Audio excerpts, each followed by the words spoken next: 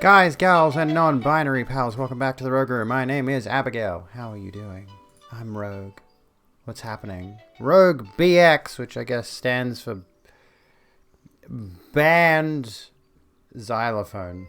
I can't think of anything the X could stand in for. Fox. There you go, and you just got glittery lip gloss on my finger. But that's not very poggers. That is the opposite of poggers. That's annoying. It's gonna take forever to get off my finger now. How's it hanging, folks? It is indeed. Not that I've changed anything to particularly celebrate, but it is my 3rd anniversary as a Twitch streamer. Can you believe it? It's poggant. Yes, it is. What do we think of the wings? Did I go a bit overboard? Yes, indeed. On the 28th of the 3rd, 2018, I started streaming Minecraft off my PlayStation 4. But now, we're here sitting in a room full of neon lights, and we're going to talk about propaganda, which is a bit of a difference, a bit of a stark change, if I dare say so myself. 3rd anniversary on Twitch. Well, it was actually, funnily enough, funny story. I used to have a name that I would go by all the time online, which when I started streaming, I was like, oh yeah, I'll just use that name. Excuse me. Excuse me. But it wasn't available on Twitch, so I made some elaborate, lengthier version of it for a while. Which was, you know, the way that I had spelt it. I'm not going to say it because I don't want anyone knowing. I mean, those who do know my dead username, keep it to yourself. Shut the fuck up. Yeah, send a video on propaganda, actually. That's a good idea. I was going to just go through quickly, like, what I've gone through on Twitch. So when I started, yeah, the username that I used to go by online everywhere was not available on Twitch. So I lengthened it a bit and gave it a bit of a classy air about it, and that lasted for about 6-ish months or so, I think. It'd be good if there was a way that you could track like how long you had certain usernames on Twitch. But anyway, I had that username for a bit, and eventually I decided, well, I'm sick of having this username, it's too long, right? So I shortened out a good chunk of that classiness, where I gave myself extra syllables. And I had it nice and punchy, 2-syllable username, but it had an underscore in it because I still couldn't get my old username. And then I stuck with that one for a while. And a lot of people probably know me from that username. A lot of people who are regulars of the channel probably know me from that old username. And then it comes around to relatively recently, where I was Welcome back, RogueBXTCH. supporter of the cause. Wasn't sure if I wasn't sure if the broadcast interruption would mess up this streak. It doesn't look like it has. Thank you for the sub, Black Cat. Here's a video. I'll click this. I'll have this open, and we'll come back to it.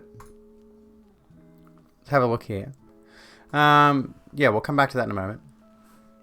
You'd have Leet in it. Hello, Azera. How you doing? But yeah, eventually, of course, I transitioned. I came out, and I changed my username to Rogue Bitch, but there was an X. That's where the lipstick X came from. And then, of course, recently Twitch was like, no, you're not allowed to have that. No, true text-to-speech probably does need more of an androgynous voice, because Botwick is non-binary, after all. I mean, non-binary people don't owe you androgyny necessarily, but I feel like Botwick would be a rather androgynous David Bowie type of person, if I'm quite honest with you. Where were we? Yeah, so, and then, of course, the recent suspension forced Twitch to change my name, so now we're here at RogueBX. I've gone through 4 usernames in my time on Twitch. BX could sort of reference the last name. True. It kind of could. In a roundabout way, I suppose. I mean, that's what the RB was supposed to be originally. When I was going through my original little identity crisis, I was like, I want to keep the RB moniker for some reason, and now I don't want to keep the RB moniker. I'm silly like that. I've made a mess of things. But whatever, we're here now, we're dealing with it. You know, we're living with it. It's not that bad at the end of the day. So when I started streaming, I streamed Minecraft for a good long while there, and I found a good spot on top of a mountain. And I I decided to myself, let's do a survival playthrough. We'll find a really tall mountaintop and we'll build a castle on it. In survival mode on PS4. That was my stream content for a good long while there. It actually worked well for me, Minecraft, for a good while there. And after some time, you know, playing... I was on PS4 for ages. I was on PS4 for ages, quite frankly. It wasn't until sometime last year, I think, or the year before. Let me see if I can find it. Spoiler alert, if you really want to be that person, you can scroll far enough back through my Instagram and you can eventually find my old streamer stuff. Let's see, how far back is it that I was on PS4? So there's my PC. Let me see here. There's pictures of my cat. Yeah, Minecraft on console, I know. I'm enjoying Bioshock, it's quite nice. Here's, just for the hell of it, here's a blep.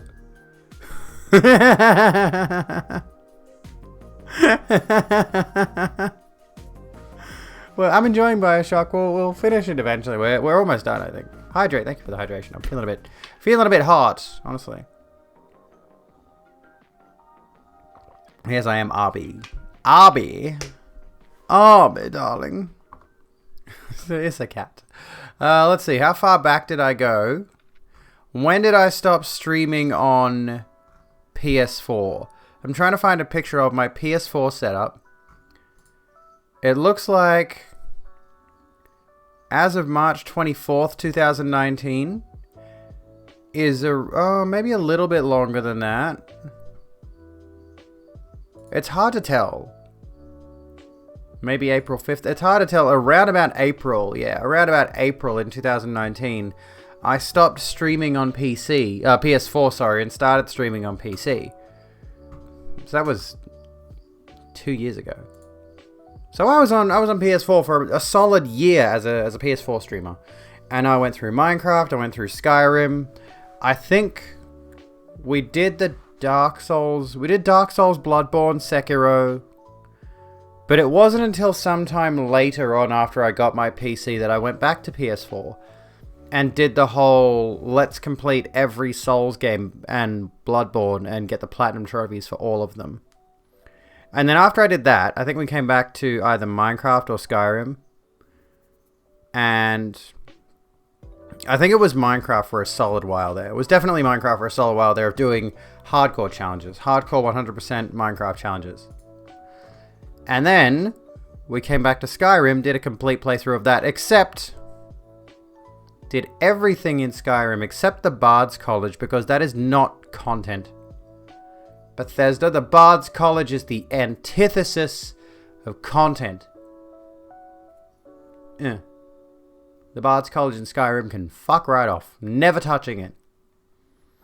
And that entire Skyrim playthrough was, of course, done heavily modded with a lightsaber and force powers.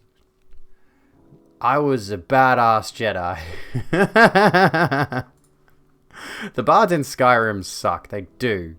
This is why you download the mod that replaces at least the female bards with the audio of Maluka playing the songs herself. It sounds way better, right? Just fuck off, native bards of Skyrim. You suck. You're terrible. It's also rather irritating to play Skyrim and have to listen to the bards as they're singing, because they'll sing one line of the song, and then there'll be a distinct pause of like a second or so, and then the next line will play, and it's really awful. An acquaintance from Hobart, a good ways out of town, is bringing you some women's clothes tomorrow. She's also bringing her trans stepsister, who's an absolute cutie. I'm glad to hear it. It's sadly been nothing but a press since coming out. Well, that's not good. So you can probably make a day with your plans to flirt with her. There you go. That sounds fun. Oh, goodness. I hope you have a good day, Madam Claire. You want a girl Jedi show? Fuck yes. Why do we not have that yet? God. I mean, you can... they are doing an Ahsoka show, aren't they? I believe they are.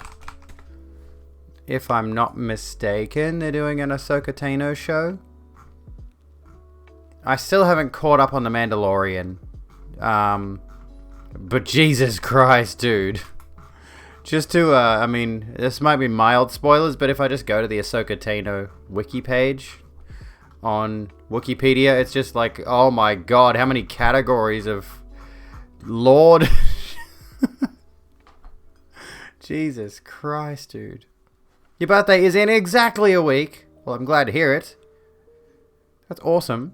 Happy birthday in advance. Is there a Minecraft Skyrim mod? There may be. I think they're doing a live-action Ahsoka Tano show. Again, I'm not caught up on Mandalorian. I haven't watched the Clone Wars. I haven't watched Rebels. A topic. That's not a topic. That's a poll. How would you make that into a topic? What was I saying? Let me think. Yeah, like, of the two major, for example, kids-driven animated shows, like, it makes sense that... Yeah, I'll run it as a poll, and you folks can discuss it in chat if you want. I mean, it's apples to oranges, honestly. There you go. You can decide whether Minecraft or Skyrim is better. It is rather interesting that of the two major Jedi-focused animated kids shows, in particular, like, I like to gear this shit towards, like, what are they putting out for the kids? Because kids need role models, right? And in the cartoons they watch, in the shows they watch, they can find role models, right? What was I going to say? Let me think. So, and the fact that the only real Star Wars role model that's a female Jedi is Rey is kind of majorly disappointing. Because that character has no depth whatsoever. It's the depth of a puddle, you know. I want a Star Wars show about a woman of color who is making her way as like a gig smuggler, taxi driver, or whatever. Always a little too lucky, and she learns it's the Force the whole time. That'd be fucking awesome. I would love that. I love that kind of shit. That would make my day, make my world. Disney Plus, come on. Ditch this man-centric bullshit. Because the thing about the Ahsoka Tano show, you know, we've already got that established character going on whatever adventure this established character is going to go on. Which I think is, I haven't caught up on The Mandalorian. I think I heard she was looking for Luke Skywalker or something. I have no idea. Because the internet can't keep a fucking secret. Anyway, I would like to see that kind of... The thing is, they kind of tried that with the new Star Wars trilogy. Right? With the Rey story. They kind of tried that, but it just didn't hit. And it was far too space opera. I want something that's a little more grounded, that leads to this Jedi who is... Or someone who's not a Jedi. Right? Becoming a Jedi. Some woman who's not a Jedi becoming a Jedi. Discovering herself through the Force. That'd be an awesome idea. That'd be a swell idea. The Star Wars universe is quite frankly ripe for this kind of stuff. Something Wilhelm screams, someone dies. Minecraft is apparently the superior video game by at least 50%. No. Whatever. It won with 4 votes versus 2. I fucking hate the Wilhelm scream. Man, I cannot not hear it. I cannot not hear it anymore. Is anyone else like that? Have you heard the Wilhelm scream? I don't want to play the Wilhelm scream for you. There's probably a good video that breaks down every movie it ever appears in.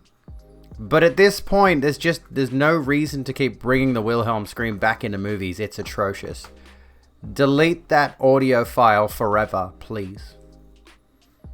Doesn't even have to have a lightsaber in the first season. You know what I've thought about, actually?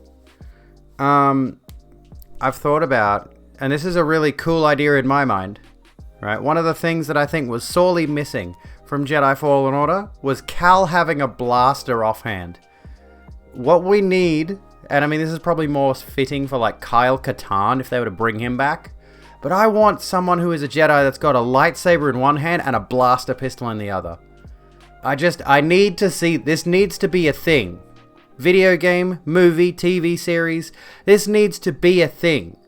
I need that, you know, that roguish cowboy kind of character, I guess. I don't know. Isn't it a bit like what they tried on Rogue One? I don't know, actually.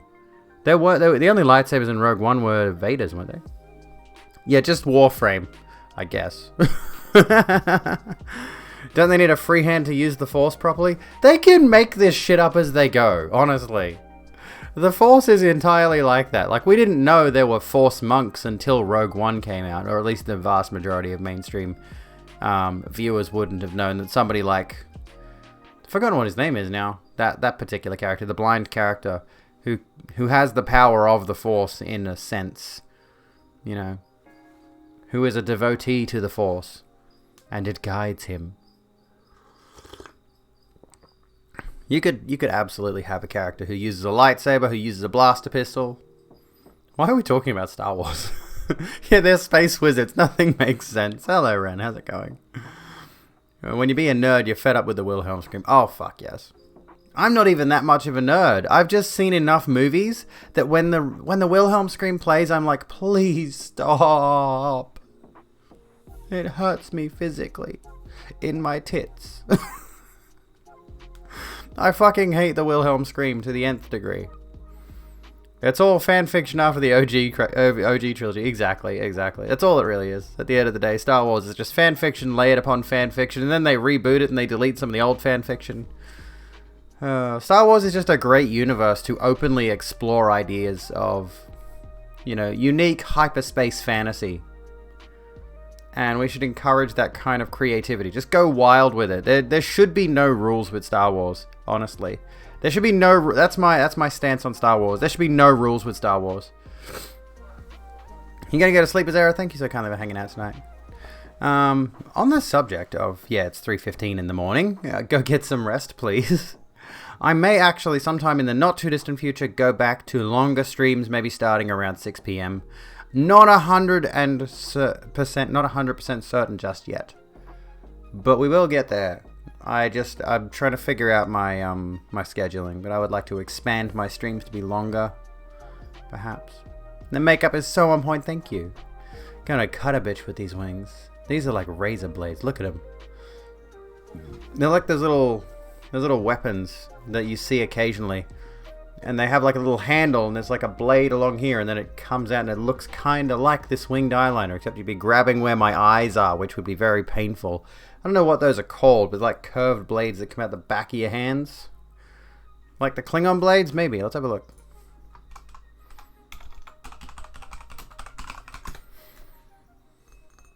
Probably something like this, yeah, honestly. I cannot see... how in any way, shape, or form this is a practical melee weapon, but yeah. Welcome to the Rogue Room, Nero.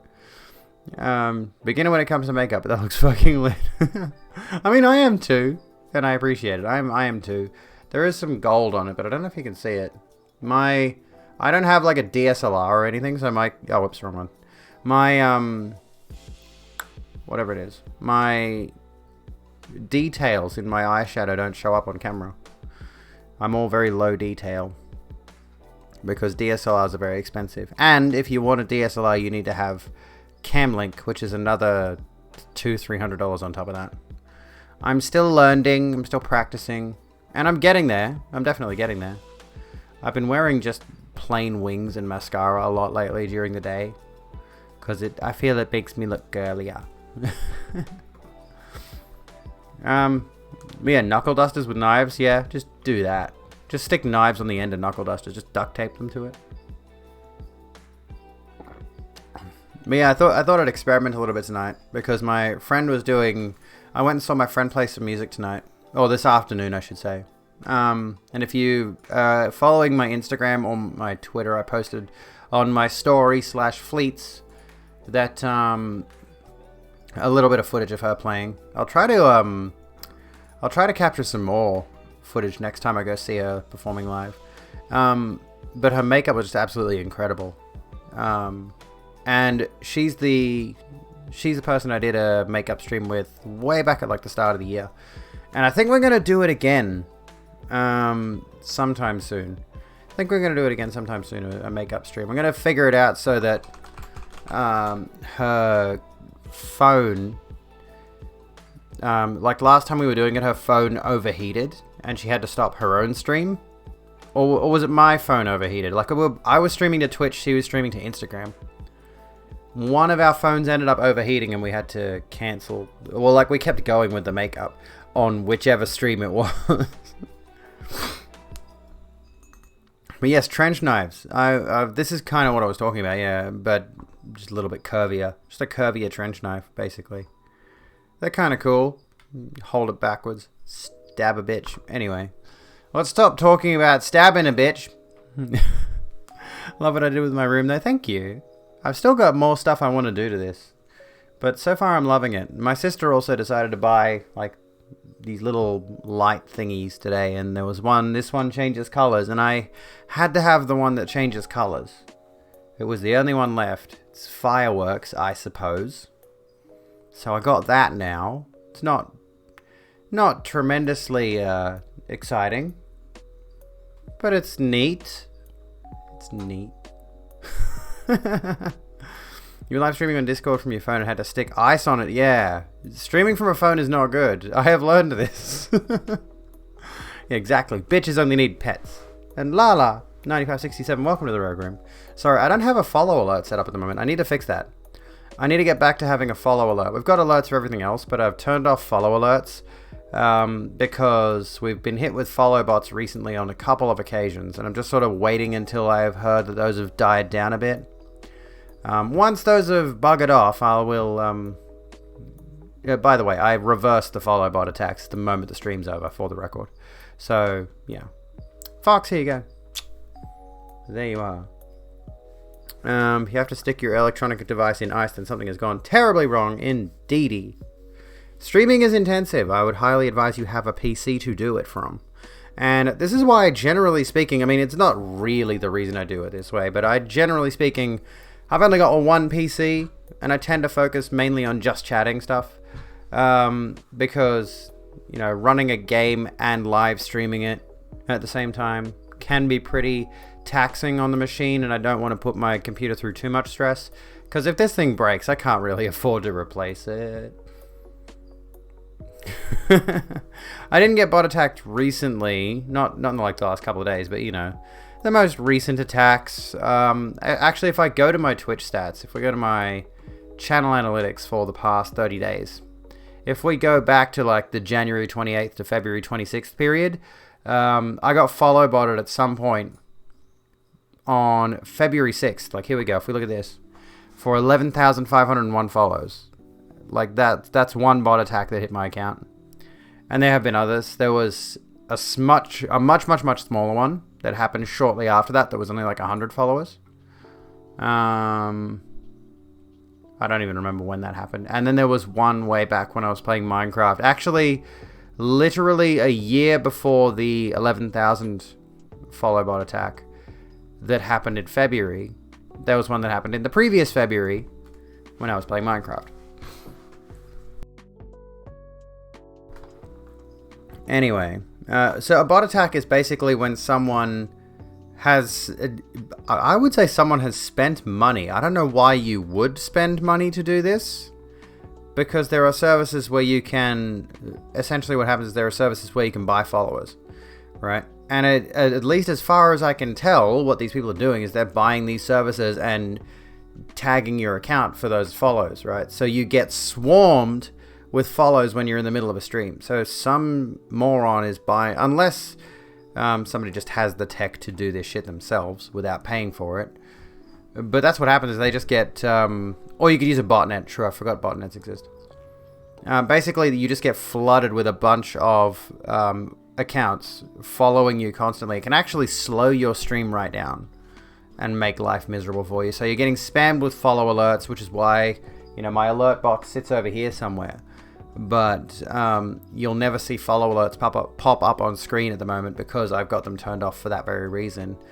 Because it was just, you know, it's happened on several occasions. It's a big distraction. I don't want to deal with it. And since having follow alerts turned off, it hasn't happened since. So yeah, it is malicious. It's designed to make you look bad as well. Like if Twitch sees that you've got botted follows and you don't fix it, which you can do with third-party tools, Twitch can end up punishing you for having botted accounts following you, because they'll look at that and they'll see that and it's just like, yeah, no, we don't want to. You just have to put your phone in the freezer every 30 minutes just from scrolling on Facebook. Oh my god. Yeah, don't buy me followers, please. And not to mention the fact that like there are people who legitimately look at this from the perspective of, for example, if you go on a bunch of the streamer Facebook groups in particular, you'll notice this trend. Somebody will post that they got follow botted on Twitch. And then somebody in the comments will be like, oh, I'm jealous, can they bot my account? Not realizing that, of course, those followers are not real accounts. They're empty, dead accounts. They're ghosts. The people, the accounts themselves are not, they don't belong to anyone. There's no person behind that username that's actually going to watch your streams. That's the most primary, most important thing that I focus on, is I want to make sure the people who are following my account are actually people that will watch my content, right? And there are unfortunately a lot of people who will go and use these follow botting tools to boost up their follow account, not realizing that they're still going to be streaming to 0 viewers because none of those botted accounts have a person behind them. Like, what's the point in having 10,000 fake followers if no one's watching your streams, right? It's bizarre. I don't understand it. I mean, I do understand. I suppose I do understand it purely from the perspective of, let's boost my numbers up a little bit. But it doesn't actually do anything for you. I'm a human and totally not a bot. Beep boop. Beep boop. Beep. But yeah, that's just and that's why I'm really annoyed whenever I have had follow bot attacks, because you know it's you'll buy followers by paying your friends to watch. Don't do that, goodness. But yeah, it's just an irritating thing to deal with, and I think Jordan Raskopoulos actually mentioned getting hit with 100k followers. Let me have a look. 100k. Let me just see. Does it? No.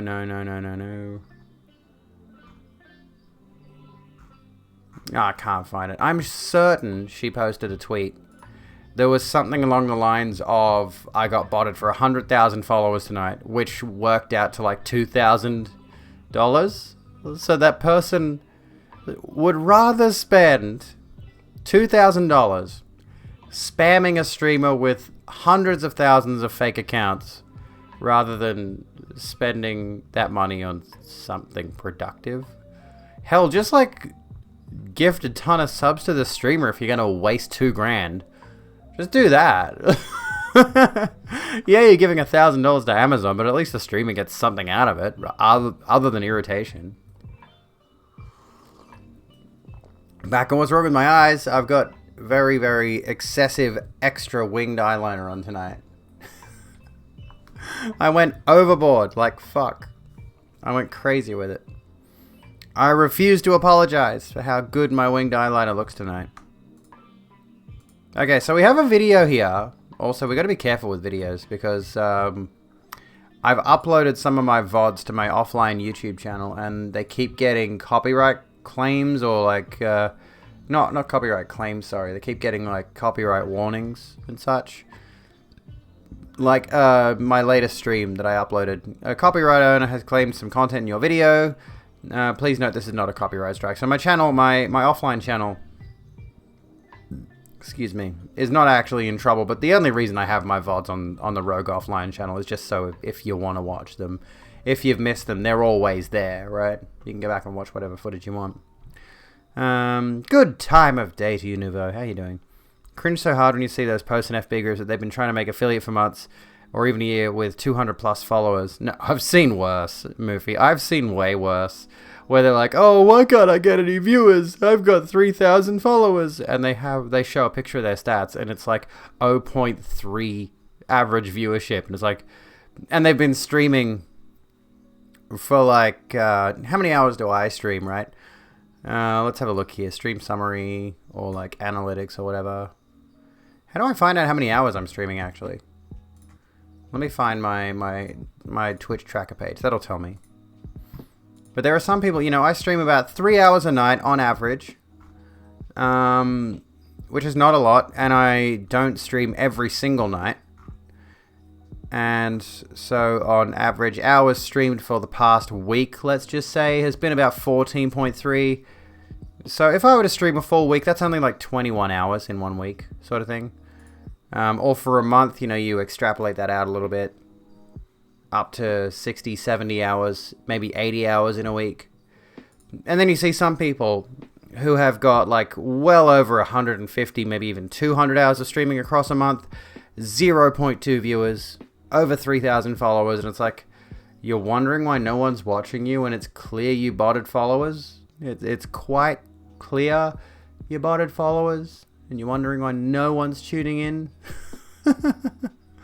That is a tank for a critter on my shelf right next to that colourful pretty light there. That is the tank of Vess, my tarantula. Who, again, I don't know the breed of. I don't know what breed she is, but she's brown. She's a brown tarantula. If she bites you, you'll vomit for a bit. But she won't kill you, but you'll vomit for a bit. She is currently... She's fed. She's satisfied. She's satiated. So she's not bothering anybody at the moment. Does she have any orange? Let's see if I've got a picture of her somewhere. Where's my... bloody hell. Do I have any pictures of Vess saved on my computer? Hang on a second. I do. I've got pictures of Vess saved on my computer. Look at this shit. Okay. Can I like content warning arachnophobia for like the next couple of seconds? Am I allowed to do that? These don't really show you her back, is the thing. 3... Look away if you don't like Spidos. 3, 2, 1. This is Vess. That's what she looks like. That's her enclosure up close. Those are the only ones I've got saved on my PC. I've got more photos on my phone. I need to put them on here. And that's her coming out of her little hidey hole as well. I still don't know what breed she is. She's got big fangs on her. Look at those things. Look at those bloody pincers. Look at those bloody mouth pincers. They would sting. Baby Vess, who is older than Smudge. Oh, she's good. She's good Spido. Definitely a rose hair or a red knee. I don't think she's a red knee. She might be a rose hair though. Yeah, possibly. I don't think she's a red knee. No, she's definitely not a red knee. I've seen red knees up close though. They're so fascinating. But she could be one of these ones.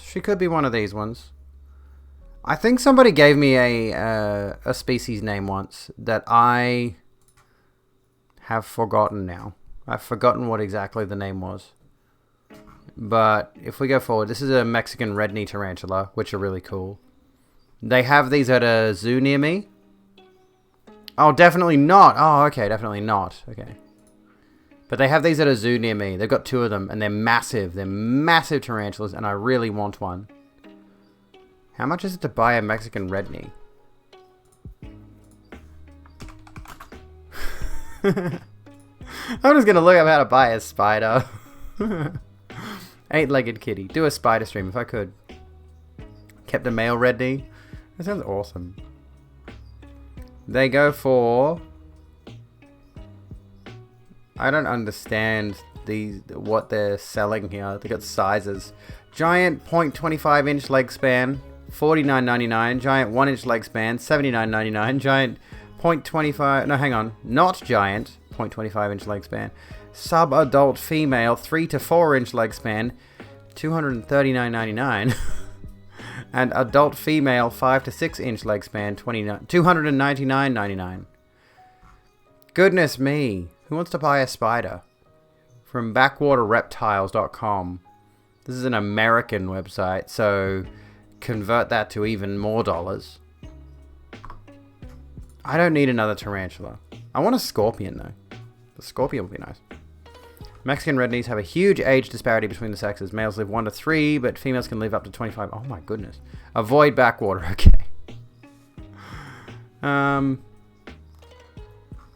Australian Reptile Park. They've got some red knees. I want to go back there just to look at the spider enclosure, honestly, but it's not worth the cost of entry to go in there just to look at spiders. I need a place I can go where I can just look at spiders, just chill out with the spiders. Like the place that I got the spider from, the place that I got Vess from, is no longer open for business. They shut down. And there's nowhere else nearby that does the weird animals kind of thing near me.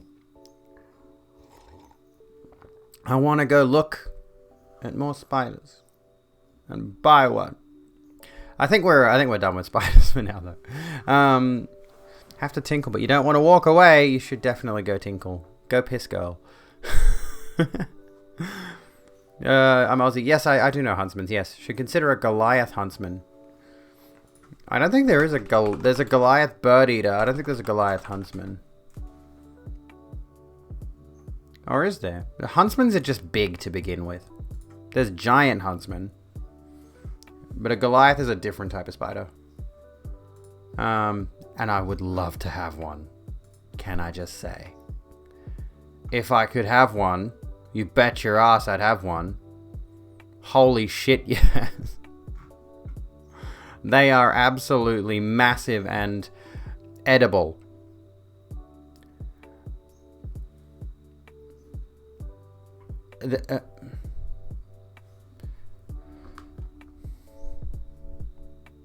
Just open the Wikipedia page for the Goliath bird eater spider. The Goliath bird eater is an edible spider. Spider is part of the local cuisine in Northeast and South America. Prepared by singeing off the urticating hairs, which are the ones they flick at you to sting you, and roasting it in banana leaves. Flavor has been described as shrimp-like.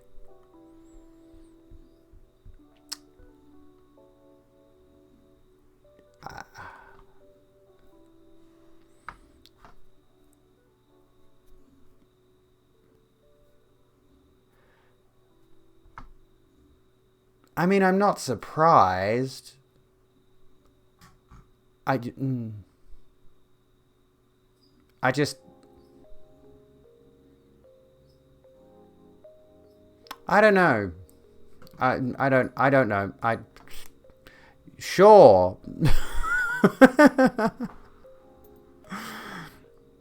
You live in Oz, going outdoors, there's a black widow and a trapdoor just waiting for someone to encounter them. Yeah, they hide around like behind the back shed. And they're just lurking there smoking. They're just like, who will get the next guy? He comes out, do the laundry. Let's get him. The spiders here in Australia, they're an absolute menace. You know, don't mess with them. They have gangs. Okay? They roam around the streets of Sydney, picking off innocent children. Okay? The spider gangs. Spider mafia. Well, no, it's the dingo mafia. The dingo mafia steals babies. Anyway, happy anniversary. Thought I might use this. What's this? Is this gonna be DMCA?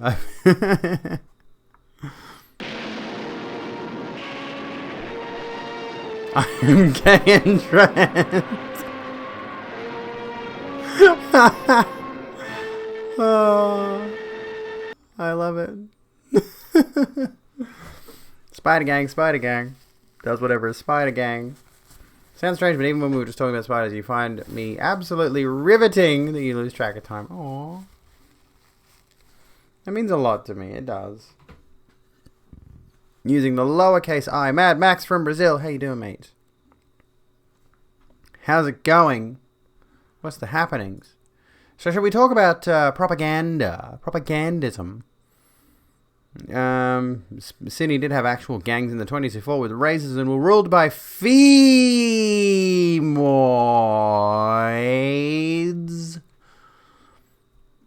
Femoids. Oh, Lord. Femoids. So last night, for anyone who missed it, we got into the discussion. Hugs and kisses from Kali. Or Callie. How you doing? How you going? Well, I'm glad to hear you're good, obviously. I have 3 huntsmen that are just chilling in your lounge right now. Good shit. Good shit. It sounds like humanoid and I'm like, so female-like creatures? It's a term often used by the insular incel communities of the internet. The femoids, treating human female women as though they are quite literally another species, a thing to be feared and reviled. It's quite common nomenclature. I've actually been in places on the internet where I've encountered these kinds of people, and I'm baffled. I'm honestly astounded that they actually exist. People this detached from reality. It's scary and weird. But anyway. Goddamn basement dwellers. You know, when you use the insult, it's like, get out of your mum's basement. It actually applies in that scenario. Caleb Morpin? Who's Caleb Morpin? I'd have to look up who that is. Who is this person? I don't know who this is. I genuinely have no idea who this person is. Caleb Morpin. I'm not sure who that is. But a lot of his retweets are from... well, maybe only a couple of them. I don't know. Are coming up with red on Shinigami Eyes. So, do with that information what you will. Burger King. Tanky scum. Oh god, yeet the card. What's going on? Females be shopping. Every time I think of that bit, every time I think of that women be shopping bit, I think to myself, it's like, wow, that is an unfunny bit. It is like such an unfunny bit. I've gone back and I've tried to watch it and I'm like, oh my god. What are they laughing at? Like, literally, what are they laughing at? When he gets up there on stage, he's like, women be shopping. Okay. Like, that's... You don't even need to watch the whole bit. You don't even need to watch the whole 5, 6, 7 minute segment or whatever it is. It's just like, it's the most basal... And I know this was like the 80s. Was it the 80s? Not that that's an excuse, but, you know, there was a fairly good Twittery posty thing today that I saw. It was either today or yesterday that outlines, you know, a lot of the nostalgia we have for the stuff we watched when we were children. A lot of the stuff we watched when it was the 80s and 90s and the early 2000s. We look back on it fondly. We have good memories of certain movies, TV shows, even music and things like that. And it was so normal to say such hateful things about different groups of people. And right now, the trannies are getting the brunt of it. It was so acceptable to just go out of your way to completely degrade women, completely degrade people of other races, completely degrade queer people. Like, that was just normal and funny because the joke was, haha, they're not privileged and white and cis and het like we are. They're weirdos, and that's funny. Anyway, I should stop peeking my microphone, sorry. I need to get a better microphone, I honestly do. I need to invest in a better microphone. There are so many things I need to buy, but I don't have the money for it. Millennial Jordan Peterson. Women be treating themselves to special groceries and cheeses when they can financially. Hell yes. I want some special cheeses. I want a charcuterie board again. I should have done that in celebration of this, but I did not. Instead, when I went out to watch my friend performing today, had a rather nice chicken and bacon burger and some chips, and it was good. Basically, anything Seth MacFarlane did, or quite a fair bit of South Park. There are a lot of like kids shows. Honestly, you go back and you watch certain kids shows from way back when, you're like, holy shit, dude. You know, the way that they would use certain story points was kind of really astounding. Pray to Jesus. Yes, please. Blessed are we for... I can't think of anything that there would be a good prayer about cheese. I just want some camembert, some brie, which are basically the same thing, some sharp cheddar. What else is there? What other good cheeses are there? Some cream cheese, some hummus, and avocado, and something, maybe like a spicy dip as well. We need a spicy dip, and some crackers of some sort, and breadsticks, and sliced deli meats. Gouda will do. Favorite thing you saw an old friend of yours unironically say on Facebook is someone called me a cishet. What does that slur mean? A Havarti ho. I need to find some Havarti. I don't think I've tried it. Was being quietly laughed at from a corner by a 12-year-old the other day for being gay.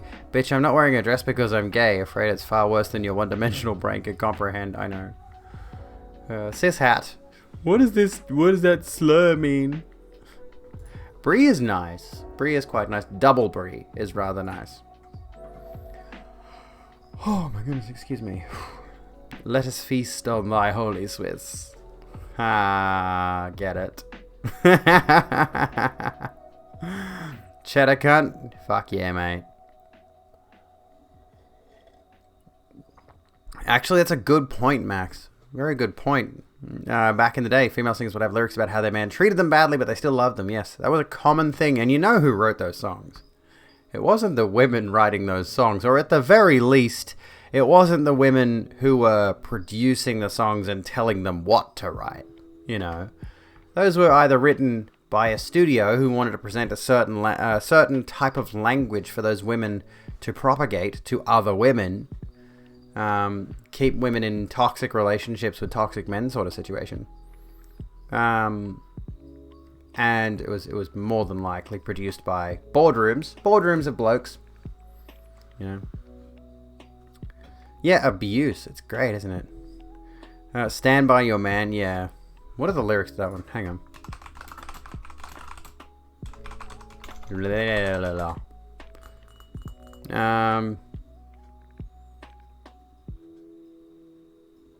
Okay, so like here's like the first stanza, or whatever you call it. Sometimes it's hard to be a woman, giving all your love to just one man. You'll have bad times and he'll have good times, doing things you don't understand, but if you love him, you'll forgive him. Good God. Well, that's Tammy Wynette. Yeah, Tammy Wynette. There we go. Yeah, shit wouldn't be tolerated these days. Also, keep the caps down. You're shouting. Don't shout. No, what Pepper Jack is really good for? Cheesesteaks. Ooh, I haven't had a cheesesteak. I have not had a cheesesteak. Is it just a sub with cheese and steak on it? Because I could just get that at Subway. Is that what a cheesesteak is? I feel like I have to find a cheesesteak somewhere and try one of these legendary things. Because I've heard many good things about the cheesesteak. Is that all? Is it just cheese and steak? Is that it? Is that where it ends? Is that the discussion? Is that where that ends? Or is there more to it? Is there a certain depth to it? A lot more sophistication to a good cheesesteak than just a steak and cheese sub, I see. I only just heard about Lindsay Ellis. Oh, that bloody fucking scenario. Jesus Christ.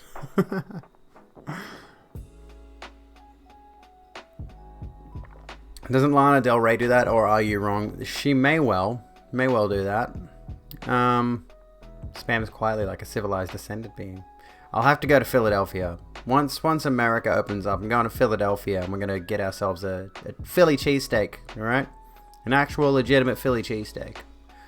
And yeah, like what I've heard of Lana Del Rey's music, I get the suspicion that Lana Del Rey's music quite particularly regards her having a lot of toxic issues, and that's what she sings about.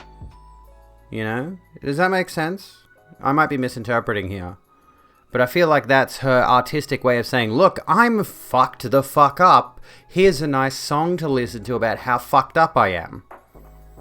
Which is a bit different, in my view, to the Tammy Wynette song, where it seems much more like they're just like accepting of an abusive scenario that's bad for them, and is encouraging other women to stay in bad scenarios that are bad for them.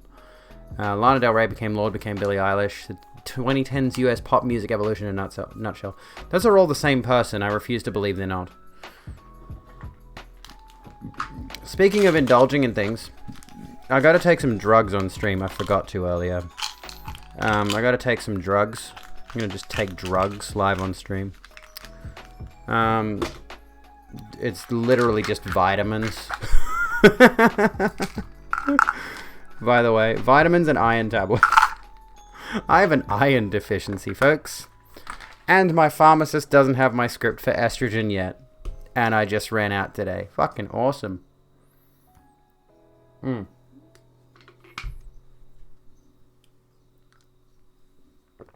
Drugs. Do drugs. Anyway, because I have an iron deficiency. Needed to give your husband his pill reminder during stream tonight. Found Burger King, though. What's Burger King? What is this? Oh, okay. Morpin. This is Morpin. Alright, let's... This is a meme. Is this a meme? This looks like a meme. I feel like I can't watch a meme about the guy if I haven't actually consumed any of the content around him. Drugs. Snuffs is a good song about a guy who's been mentally abused. There's a lot of those. Yeah, indulging in it while acknowledging it is still bad. It is true. Alright, he is a meme. Okay, let's have a look. What's have we got here? Burger King. Burger King. Burger King. Okay. Burger King. This is like 6 minutes of this shit. You know what this reminds me of? Hang on. Before we just hold on. Hang on. Let me just show you something that I still have not gotten over since the first time I saw this. I can't get over this. I can't get over this. I need to show you what comedy is. Thank you so much. We are so excited to be here tonight.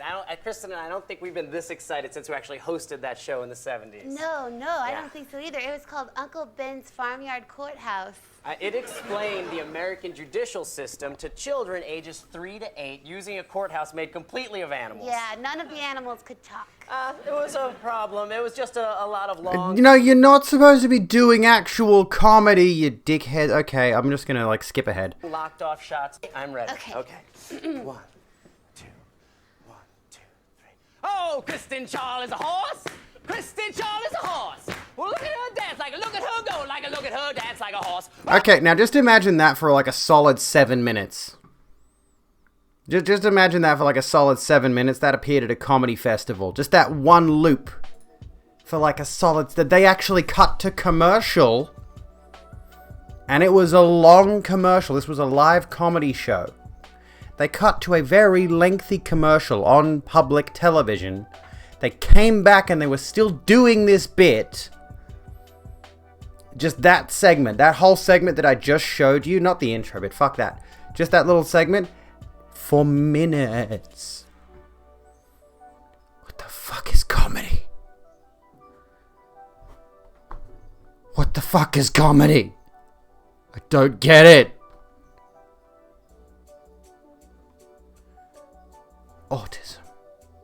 Anyway. I mean, Kristen Charlotte's great. Don't get me wrong. When she's not doing that weird shit. Comedy is dead on TV, that is. Comedy is just dead in general. Speaking of which, though, Friendly Jordies is performing not far from me, and I'm actually considering going on Wednesday night to his show.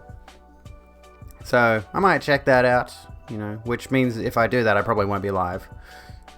But there's a thought. I might go watch Friendly Jordies in the flesh. Might go see a YouTuber as a person.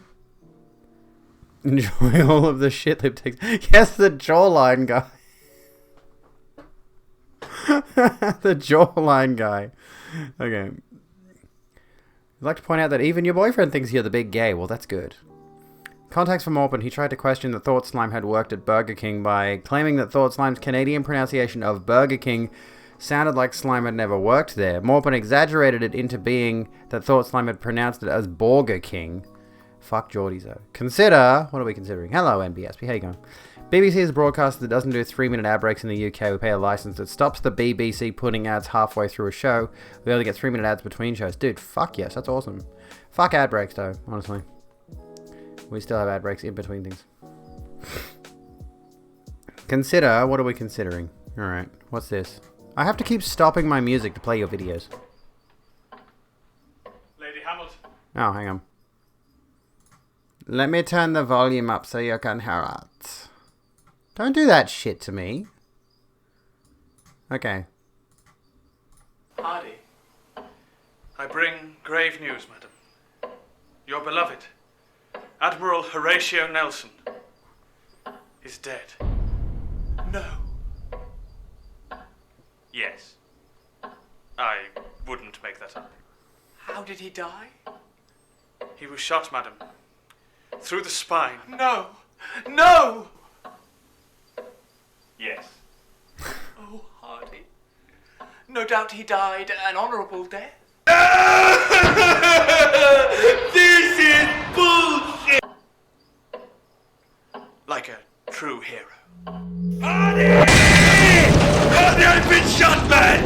I've been shot! Time to remain calm. You'll frighten the other men. Fuck the other men! I'm the one who's been shot! Oh God, Hardy, what are the odds, man? Among so many men, I, possibly the most important man on the sea, have been hit by a stray bullet. Well, sir, to be fair, you are wearing an enormous hat. Yes, I bloody love this hat. So, let me patch the wound. No, you'll do it wrong. No, give it to me. No, you're losing. Give the hat to me, you always do this. Where's your hat, eh? Where's your hat, eh? Give me my... Hardy, you were there at the end. I feel I must ask. What were his last words? It's a production of community theatre when they can say the F word.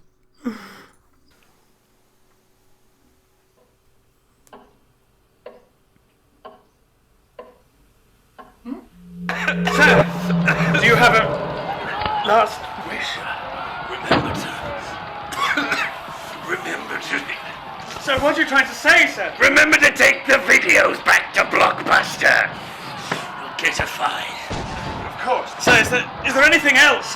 Yes, I want a column. I desperately need a column. Of course, sir. In honor of your great renown. Also, I don't want to die. Oh, God, honey. It's time now. Alright, I think I get the point. Anyway, I don't even know what I'm reacting to. Anywho, would someone think of the children? No. Fuck the children. Get out of here, children. Nobody cares about the children. We were going to watch something else, but anywho. Thoughts on Geordies? I don't know enough about his controversial takes. I don't know enough about his serious takes other than his amusing videos. That's the thing, right? I've never really gotten super deep into whatever it is that makes Geordies super problematic. Has anyone got a write-up? I mean, the jawline is pretty problematic. He didn't get to the last words because the video was dragging on. Now, I have heard that he and Butterfield are buddies. They have been in several videos together, and that's the part where I'm just kind of like, you know, they seem like entire opposites of the political spectrum, and yet they seem to be friends. So I'm like, what's the go here? What's the situation with this one? But I suppose you can technically be friends with someone regardless of their political stances, but there you go. By the way, movie. But I think we're kind of reaching a certain point with regards to differences of opinion in politics, when those differences of opinion are largely like human rights, civil rights and shit. So what's this? Needed a proper send-off before going to bed. That's understandable. Here's one take. Bad Empanada's a dick too, but the point is fair. We'll come back to this. Does anyone know what styropyro is? If you like jawlines and burning things with ridiculous, possibly illegal laser pointers. Well, no, I just clicked that link. What's this one then? Hi. So recently, Friendly Geordies and other affiliates and supporters of the Labour Party have started a big old pile-on the Australian Unemployed Workers Union. This apparently started... I remember hearing about this, and I can totally understand the viewpoint here. A Twitter spat between Geordies and people from that union, and then he made a video on the topic where he tried to scrounge up whatever dirty laundry he could on them. This video is not a defense... Well, that's pretty fucking bad. I'm not gonna lie, that's pretty fucking bad, mate. You know. ...of the AUWU. I don't know anyone from the union. I don't know anyone who's had trouble with them. I can't comment on those aspects. What it is about is the fact that there is far more to this than that. You see, Geordies is a federal Labour Party guy through and through. Whatever personal principles the guy may have, he's happy to keep them under wraps if that'd be inconvenient for Labour. This has been especially obvious since the 2019 election, when Bill Shorten went in with a fairly ambitious, for Australia, centre-left program. And you know, Geordies was all in on advocating for it. Then, after the election loss, he was Nice replaced Caesar with haircut. Anthony Albanese, who immediately took a sharp turn to the Thank you for the right, hydration. collaborating with the Liberals a whole bunch too. Yet Geordies is still just as much of a Labour Party guy. He may occasionally express some minor disagreement with them, but he's never going to actually advocate against them, especially not on the federal level. There is a big reason why a Labour Party guy like him is attacking the AUWU, or at least why other Labour surrogates like Van Batten are piling on. It's certainly not out of a genuine concern for wrongs committed by the AUWU, or because it's wrong for there to be a union for unemployed workers. It's because their legal structure and non-participation in the official compulsory arbitration system could represent a threat to the Labour Party if others pick up on it. You might have noticed that in Geordie's video, he focuses a whole lot on the fact No, I didn't notice in Geordie's video because I didn't watch it. that the AUWU... TLDR, politics bad. I mean, that seems to be the case here. Politics bad, yes. As a general rule, politics bad. Politics very bad. It leads to bad things. What was Vorsch's t-shirt? Politics is... What is it? I've forgotten what Vorsch's slogan is. Can anyone remember? On his shirt? He shows a clip from the video to contextualize it, alright. Elegant Andrew Jane, how you doing? What's going on? Alright, let's have a look. Let's keep going. are not an officially registered union, and not part of the ACTU, as if that's some sort of Politics huge is dumb but very smoking gun important. point Yes, that's against it. them. As a matter of law, the AUWU is an incorporated association. Ye shall be judged on the AUWU's very own guiding principles, which are as follows. 1. Solidarity. Solidarity with who exactly, comrades? Actual unions that, unlike the little revolutionary cosplay convention you've got going Hey, on, ooh, secure both job seeker and job keeper? The Labour Party that's doing everything it can to clean up the robo-debt fiasco. Two bodies that in tandem have given us some of the lowest unemployment rates in the developed world. But those are actually good things. You see, Geordies nor anyone else who's Budget ContraPoints. Yes, I do tend to go for the... I tend to lean very heavily into the budget ContraPoints thing, especially lately. Especially with my upcoming video, I think. I want to do more stuff with different characters and all that, honestly. I have not explored that avenue of things yet. And yes, the jawline. Can I have a flatmate dye your hair now? That sounds awesome. I want to dye my hair.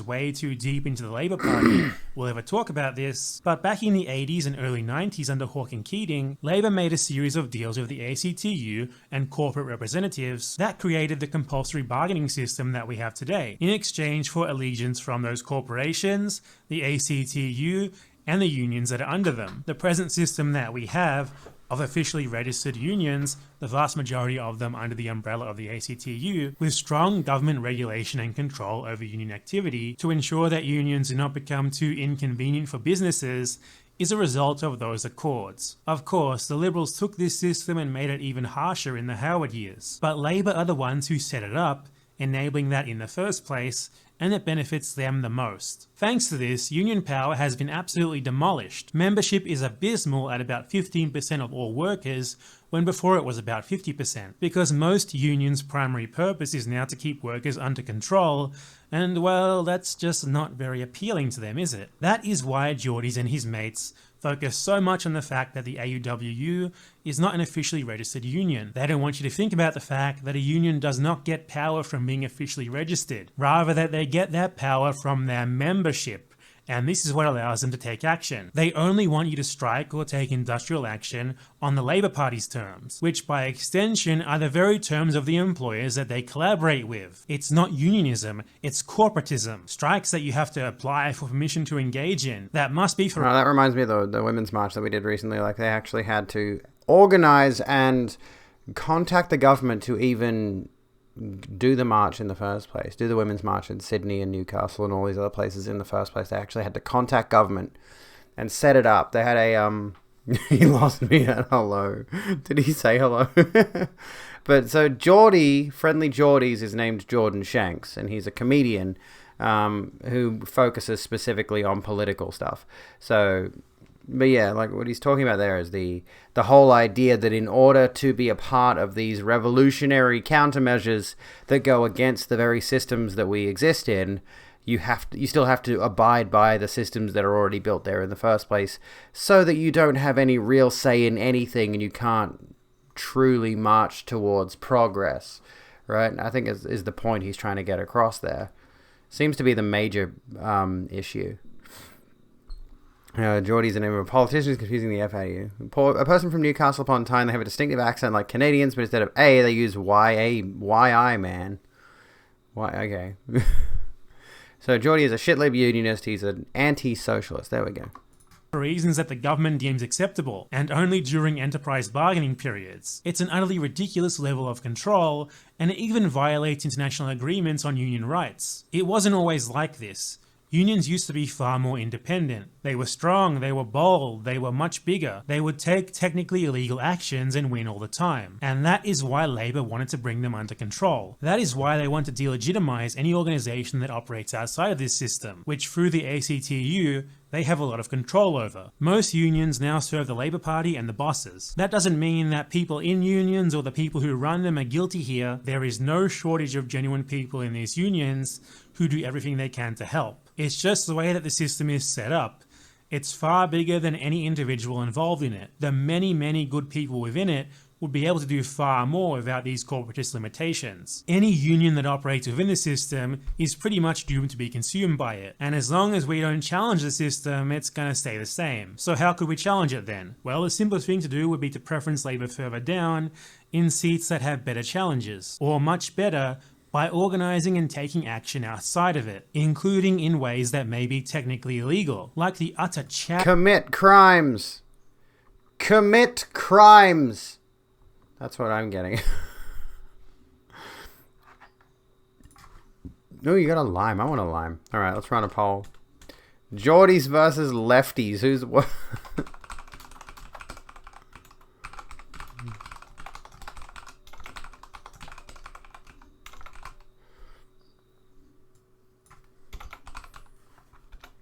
Who's worse? one person or the amorphous blob known as the left? Bad unions from 40 to 50 years ago. Yes, used big to. crime, That do is gay. exactly what Labour and their die-hard Well, I'm supporters a lime, yeah. want to keep us from thinking about. Not even now, really I'm not focusing on the actually video, sure honestly. if Geordies is smart enough to have thought about it this deeply. He probably just thinks ACTU equals Labour equals good, and was motivated to make his video on the matter because his honour was being besmirched on Twitter more than anything else. But he serves the Labour Party's interests all the same either way. The pile-on from smarter Labour operatives and supporters who do actually understand what is at stake here shows that. For further information, I have a much longer and more detailed video on the topic that goes into the history of it all, which should be on the screen right now, like there. You should click it and watch it. That's about it. Bye. Okay, so there we go. That gives us a bit of an outline of why people not happy at the Geordies. And whoever it was that said "ay ooh woo," that's also the top comment here. Ay ooh woo. Okay. Does that explain? Yeah, one of many reasons. And I think this comes back around to, honestly, and this is going to be relevant to our primary discussion topic tonight, which I have not really even dipped into yet, because there's a video here about propaganda, but I wanted to talk about it myself before we watch any content on propaganda specifically. This all comes back around to the propagandist nature of literally everything. A lot of people don't like this concept that literally everything that we do, literally everything that we consume, etc., is X, Y, or Z. But in the case here, I think what we've got, and much like with Isaac Butterfield, is they both sell propaganda at the end of the day. Propaganda being, let's put our viewpoints into a funny and entertaining format. It's like, haha, that's mildly amusing, but now I'm also thinking exactly what you're thinking. My mind has been changed. I have been shifted into something that I wasn't before because I watched a 10-minute YouTube video. Like, that's literally what propaganda is at the end of the day. And propaganda, amusingly enough, is not actually necessarily a bad thing. However, what we've come to know as propaganda nowadays is more this notion that's typically associated with, like, fascism, for example. If you look at... I want to use Dishonored as an example. Is Dishonored a good example? I think Dishonored is a good example. Let me think. If I recall correctly, there's a bunch of like propaganda posters and stuff like that, and like they've got loudspeakers blaring messages to the public telling them how to think and to look out for, you know, you, Corvo, the criminal in this case. They're trying to persuade you into thinking that, for example, the main story of Dishonored starts out with the Empress getting assassinated. Spoilers! It happens in the first 5 minutes. And then you get blamed for it. And then the entire city is turned against you, and you are treated as an outlier because the what's it called? The people who take over the government, people who commit a coup d'etat of the government, start selling this narrative to the rest of the city that you, amidst the plague, you're just as bad as the plague. You killed the Empress, and now you're out killing politically important people. One of the main things of propaganda. I don't know why I decided to bring up Dishonored there, but it's a good little microcosm of it, I think. It's one of those games where it's like it's very blatant with its ideas, I think. And the concept of propaganda, of course, is selling a narrative, and that's what Geordie's does. That's what Butterfield does. It's what Rogan does, right? Is they sell a certain narrative, and in some cases, that narrative is not necessarily a bad thing, you know. In some cases, that narrative is not necessarily a, oh, for goodness sake. Oh my god. Anarchy? Yes, anarchy. Sorry, I removed your message by accident. I didn't mean to do that. Because there's no mods here! Can I just say that right now? I'm disappointed with my mods. I am disappointed with my mods right now. Where are you? I don't see... Where are you, mods? I had to catch that one myself. I'm going to start paying you a wage so you have to be here. No, I'm not. Don't get that in your heads. Okay, so, coming back around to propaganda. We were going to discuss this at length. We didn't get to it until an hour and 10 minutes into the stream. What was I going to say? But yeah, like we have this depiction in our heads, I think, of propaganda as the tool of the controlling, manipulating, evil, fascistic, authoritarian regime. They got speakerphones, they got big posters and billboards that are selling this idea of like strictly, this is your enemy, you need to focus on your enemy, so much blah blah blah. You know? And that is quite, we see all this all the time. We watched that video last night about we watched that politician's video, that Big Dan Rodimer fellow, Big Dan Rodimer, and literally everything he said in that video was propagandistic. But then we look at, say, what Bernie Sanders is selling at the same time. You know, Bernie Sanders has operated on a platform of cooperation and inclusion and bettering humanity, right? And yet, you could still argue that him getting on the microphone and preaching his socialist ideas and all this kind of thing is still propagandist. It's just we agree with his propaganda versus the propaganda that works towards exclusionary, diminutive, genocidal tactics, I suppose, authoritarian tactics, you know. So we have this association of this idea of fascism. Yes, fascism. But we associate the notion of propaganda with fascism, with authoritarianism, with control and manipulation, when it can at the same time be used in a good way, you know. Can we drop a link to a song about science? I'd rather just listen to the lo-fi, honestly. I don't want to listen to songs. I don't want to think. You watched a feature on how Batman's Dark Knight series was a propaganda push. It deep dives into terrorism and how the good guys beat it. Dark Knight. Do you mean the Nolan trilogy? Is that what you mean? Yeah, drop it in the Discord. Do you mean the Dark Knight trilogy? Yeah, the Nolan trilogy, sorry. Or do you mean like, because the phrase Dark Knight has been so synonymously associated with Batman now. There's animated shows. You could, I suppose the Arkham games are the Arkham games. They're Arkham. Eric Sophia, who's that? But yeah, like was a propaganda push. What were the main notions? I mean, I could probably see it, especially actually, if I recall correctly.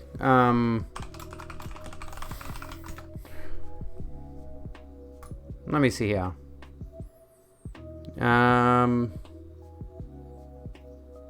What's the plot? Where's like the synopsis? Oh my goodness, excuse me. I mean, what was What was Bane's ultimate ambition with The Dark Knight Rises? I'm trying to remember. Excuse me. It was fairly anarchistic in its stylings, wasn't it? And Batman himself maintains the status quo because he's a billionaire who benefits from it. The right call it propaganda the same way MRAs call baking food science. There is actual food science out there. I didn't even check on that poll. Geordies versus lefties. I think Geordies. Who is worse? I think Geordies won that poll. But yeah, I think, Batman's a good example of Batman's a good example of someone who you probably shouldn't look up to because he goes and he beats up poor people who happen to fall in line with gangs because they have no other way to live. They fall into unfortunate circumstances. They end up working for crime families because there's nothing else going for them, because the state of Gotham City is absolutely detestable and treats its poor like trash and leads to the rise of people like the Joker. Why do we look up to these superheroes, dude? I think we were gonna talk on the idea of what's it called? The idea of you're just beating up the mentally ill. We're gonna talk about the idea of superheroes as propaganda pieces, because they really are. We don't think about it though. We just look at a movie as a movie a lot of the time. We don't think about the propaganda behind it. What are we saying? So someone requests access to your private folder without even messaging you first. That's a yikes. Bear in mind, the Dark Knight Returns comic is homophobic, fascist. Is it really? Oh my god. Is there an article that like breaks that down so I don't have to read the whole thing? Trying to find a good clip. The James Bond movie Tomorrow Never Dies has the best ever demonstration of propaganda in 1 second. The evil Rupert Murdoch-esque villain is writing a headline that says British sailors killed, then changes it to British sailors murdered. Simple, subtle change of emotional language which isn't obviously dishonest. And this is why you need to be absolutely careful about what sources you're reading with regards to the news. And this is why you will see certain publications will run certain stories and other publications won't. You might be looking for why can't I find a left-wing media outlet that is talking about this particular story? And it's because the right-wing media outlets have chosen that particular story to run because they can frame it in such a way that makes the left look bad or, publishes whatever kind of viewpoint they're going for in particular. If we, coming back around to the trans discussion like we always do, because I'm trans and it's just the thing that I do here, just talk about the fact that I'm one of the transgenders. If we come around to the way that trans people are talking about the school kids in sports thing, the trans kids in sports thing in schools, the right wing are saying there are boys going into women's sport, boys going into girls' sports, and what they're saying there is they're pushing this narrative of the boys are going into girls' sports with their excessive testosterone and they're absolutely dominating the girls' athletics, which is not happening, for the record. And then on the left side of things, we're going, well, those kids, again, I'm going to bring up that I am very left-leaning in this particular example especially. School sports is not important at the end of the day, other than for socialization. Athletics teams are a social group in schools. You get a bunch of people playing high school football or running or whatever. They have that social group where they're making friends, and all of a sudden you're saying you can't play with those kids anymore. You're not allowed to because you're one of those transgenders. And then they can no longer really participate in sports at all. They have no capacity to do so, especially if they're on puberty blockers or if they're on HRT. They lose the capacity to even attempt to be competitive. And thus they are excluded from social groups, and that dramatically affects their mental health to a significant margin. How can you be left-wing in Australia when the Liberal Party is right-wing? Australia's stupid. I hate Australia's politics. At least I could get on hormones relatively easy. I got that going for me, which is nice. Who knew exclusion is bad? Well, that's exactly what they want. They want to exclude trans kids. And that's why whenever we see this discussion brought up, right-wing outlets are explicitly calling trans kids he, like trans women are he. They often don't even mention trans men at all, I've noticed. Very, very rarely do they even mention the concept of trans men, trans boys. It's always the trans girls. They're always trying to make it. It's honestly highly amusing how much the right focuses on masculinity to the point where they think every single person assigned male at birth is the epitome of what their image is, what the right wing's image is of a man or a male assigned birth person is that they are going to be that epitome of masculinity. And if you are not that epitome of masculinity, well, oftentimes they defer to, well, you're not man enough, right?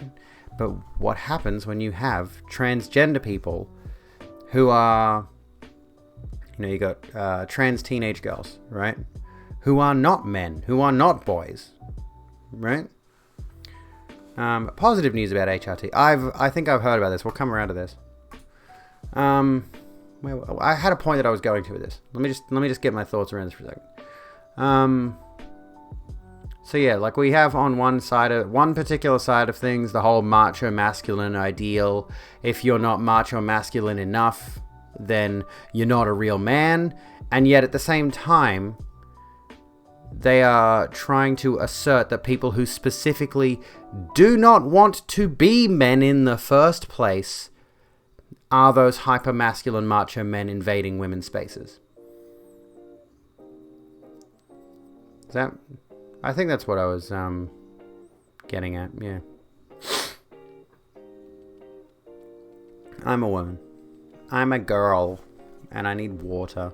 Beat the system. So anyway, this is rather unfortunate, this headline, and we have to consider that Pink News is, of course, very, very left on the same subject. Let's try to break this down from the propagandistic perspective. Let's look at this with a propagandistic critical eye, okay? Let's look at this through a critical lens. And yeah, I've got a bunch of links up the top for propaganda stuff because I've been reading a bit about it. Loving parents, in quotes, notice how that's in quotes, can consent to puberty blockers on their child's behalf, High Court says in landmark ruling, which is good.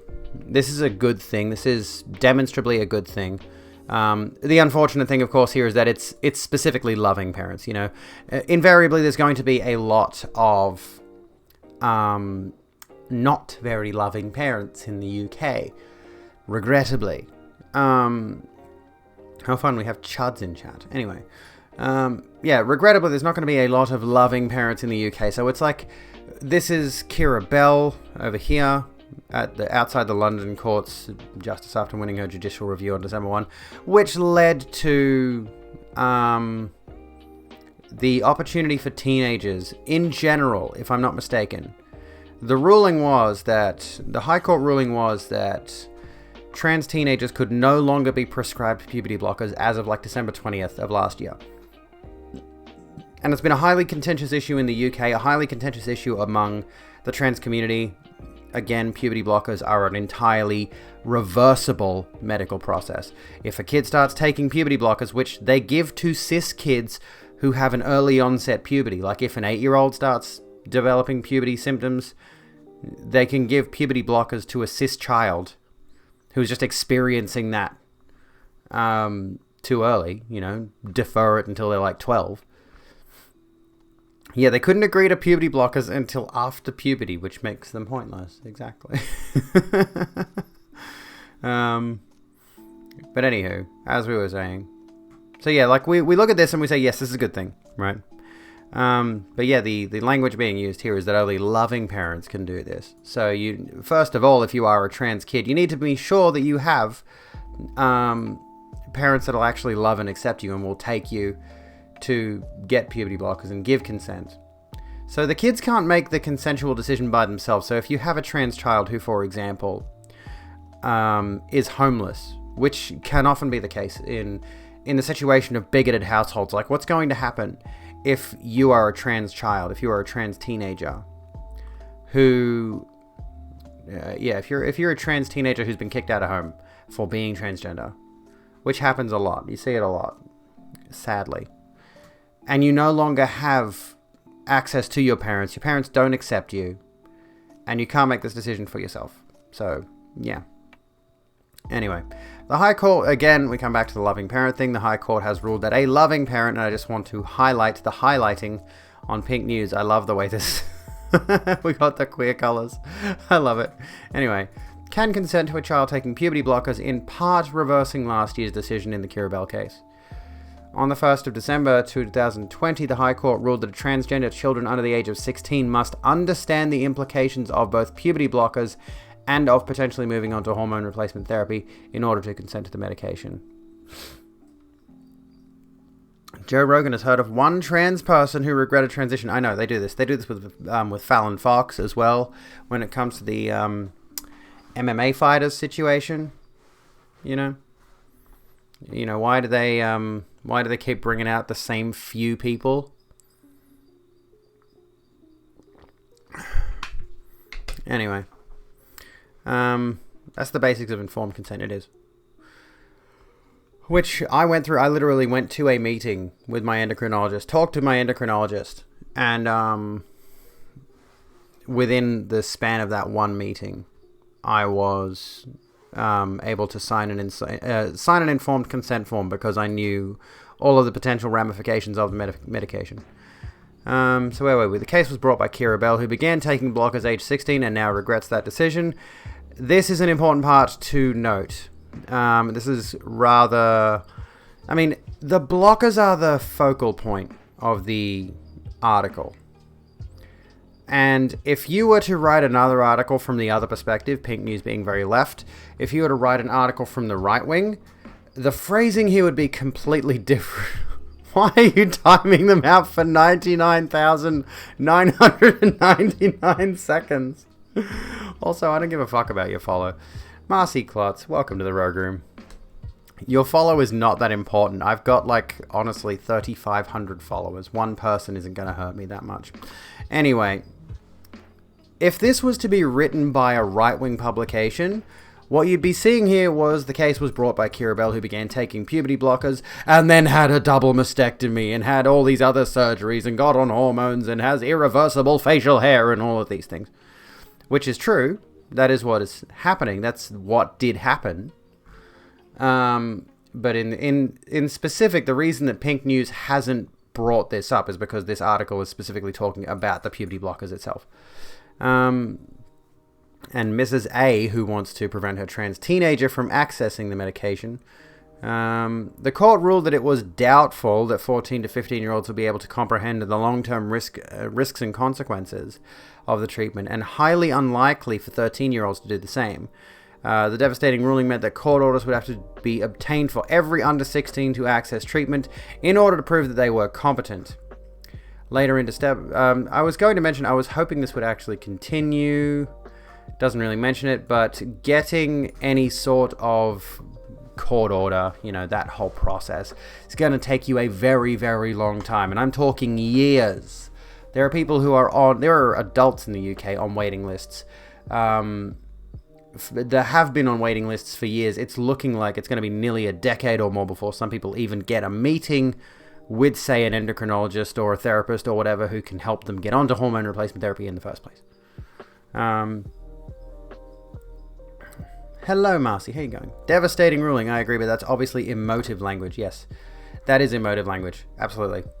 And yeah, to us, on the trans side of things, that is devastating ruling. Because it says to trans people that they're not allowed to transition. It says, that the government in the country under which you live is telling you, or at least is telling trans teenagers. And when you're a teenager, it's one of the most important and transformative moments through your life. From the moment you're 13 to the moment you're about 18, 19. You're going through such an immense period of self-discovery, right? And to take away that particular thing, to take away the option for trans kids to go on puberty blockers, which again are entirely reversible, and not devastating, as opposed to the ruling, which the reason they used the phrase devastating here was to incite that anger in you, is to get you pissed off about the fact that they did it in the first place. You gotta head out, Rena. Thank you so kindly for being here tonight. I appreciate you so kindly. Have a good one. NHS is slow and horrible, but capital-paced private surgery can slash waiting lists dramatically. True, if you can afford private surgery. You're an adult who's been on a waiting list 4+ years before you've even been able to get an initial appointment with a gender specialist. Oh my goodness. It's ridiculous. And again, this is why I'm like, oh my god, I am so fucking privileged as one of these trans folks. As one of these Aussie trans folks, I have so much fucking privilege, mate. Jesus. Anyway, it's 10:30. I'ma quickly take a BRB. We'll come back. We'll do some more of this. Jose did a great video on how Tim Bull turns other people's articles into propaganda. Yeah, let's watch it. Let's do some more propagandist stuff. Sounds good. BRB, by the way, in case you missed it.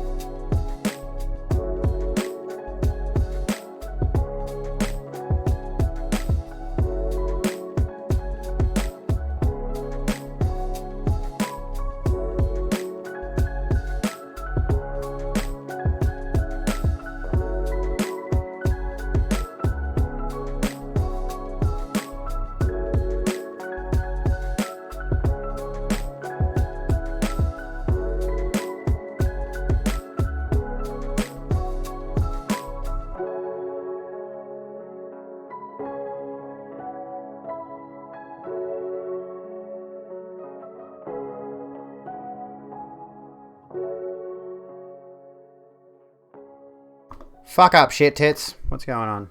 Abby is back in the Rogue Room to dispense my own little neato brand of propaganda. The trans agenda. Here to disseminate it to you. Our first goal, our number one ambition. To trans all the kids. We start them young. Before you know it, the entire society in which we live will be the transgenders. Which is just a stupid concept when you think about it. Hello, Solace. Like, just imagine. I genuinely, unironically believe that there are people who think we have some agenda to turn everybody trans. And the thing is, if that were an actual goal and we did turn everybody trans, so like just as the basic binary, just if we just do the male-female transing thing, and we make all the males go female and all the females go male, those would just be the new cis, basically. You know, if we just like took the t-shirt and jeans thing and put it on the girls, and then we put the dresses on the boys, that's just the new cis then. If we just change society that drastically. No, the trans agenda is just to make the world not one that hates them and treats them poorly. Yes, indeed. How are you folks doing? Boys in dresses, though. Just not... What's his name? One Direction boy. Yeah, you can't time me out or ban me. It doesn't work. I'm talking propaganda. Yes, I have even more coffee because I'm not on top of it. I'm telling you right now, I have not been on top of it tonight. I have not been on it. Oh. By which I mean I haven't been on top of my game. So kilts, pretty much. Friends, you got off work 20 minutes ago. You're tired. You've worked the last few nights. All late nights. Oh my god. Fucking tired as shit. Oh my god, you love working for 6.5 hours and then have school tomorrow. Oh my god, that's exhausting. Harry Styles, I keep forgetting his name. And Zeranaxa, you don't have to leave. You're fine. Heard precisely one transphobe with this take that the male and female have been reversed by the trans/eunuch agenda. We're going to turn all the boys into eunuchs. Like the people that, the propaganda around trans folks at the present. I'm not an anything at the minute. I'm not sexing anything right now. Happily. Anyway. I'm not classically Abby. Okay, so reactionary reading with Tim Pool. We'll give this a look in a moment. You like eunuchs? Sorry, I meant eunuchs. Everyone is a bottom. Everyone in here is a switch. From now on, everyone in here is a switch. I don't make the rules, I'm sorry. But one of the common transphobic talking points, and thus one of the common pieces of propaganda from the right regarding transgender people, is that we, for some reason, an incredibly minor, an incredibly tiny minority in society, somehow our ambition is to go out there and turn everyone who is cis into a trans person, to trans the kids, to force men into women's bathrooms, and all this kind of bullshit. And none of this is rooted in any sort of reality. It's all fear-mongering. And that's kind of a core tactic of propaganda. Again, not in necessarily a bad way, though. Fear-mongering, using that technique to sell an idea, you know, using that fear of the thing, the other thing, whatever the other side is doing, is a common propagandist technique. The reality at the hysteria of the unknown, yeah, that's a good way to phrase it. Hey, Sammy, how's it going? You don't have detachable controllers, though. Well, shit. How many have I trans today? I met my quota of 2. Yes, John Carpenter's thing. But, like, the fear on the other side, of course, is the fear-mongering from the left, for example. It tends to be more, or like the fear from the far left, of course, is the exclusion of minority rights. It's, you know, we want civil rights, we want human rights, want an opportunity for everyone in the world to actually thrive, some actual genuine equality. Wouldn't mind seeing women use urinals, though. Really, like, the concept of the urinal is quite ridiculous when you think about it. Do you men in chat with penises, cisgender men in chat, does your house have a urinal? Just curious. Does your house have a urinal? A urinal? A urinal? Does it? The urinal's the little box. Yeah, no one has a urinal in their house, so why do they exist in public toilets? They're not more convenient than a toilet. There's no further convenience there. If anything, it's worse. It is significantly worse. Yeah, I know shiwis are a thing, but how many women do you know that actually own a shiwi?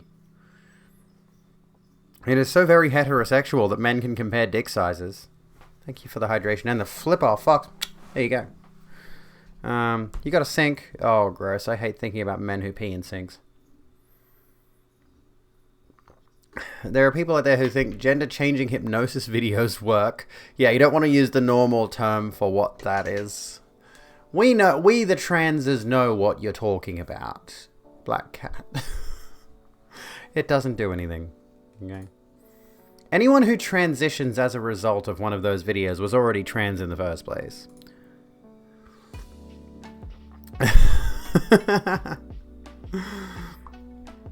Okay.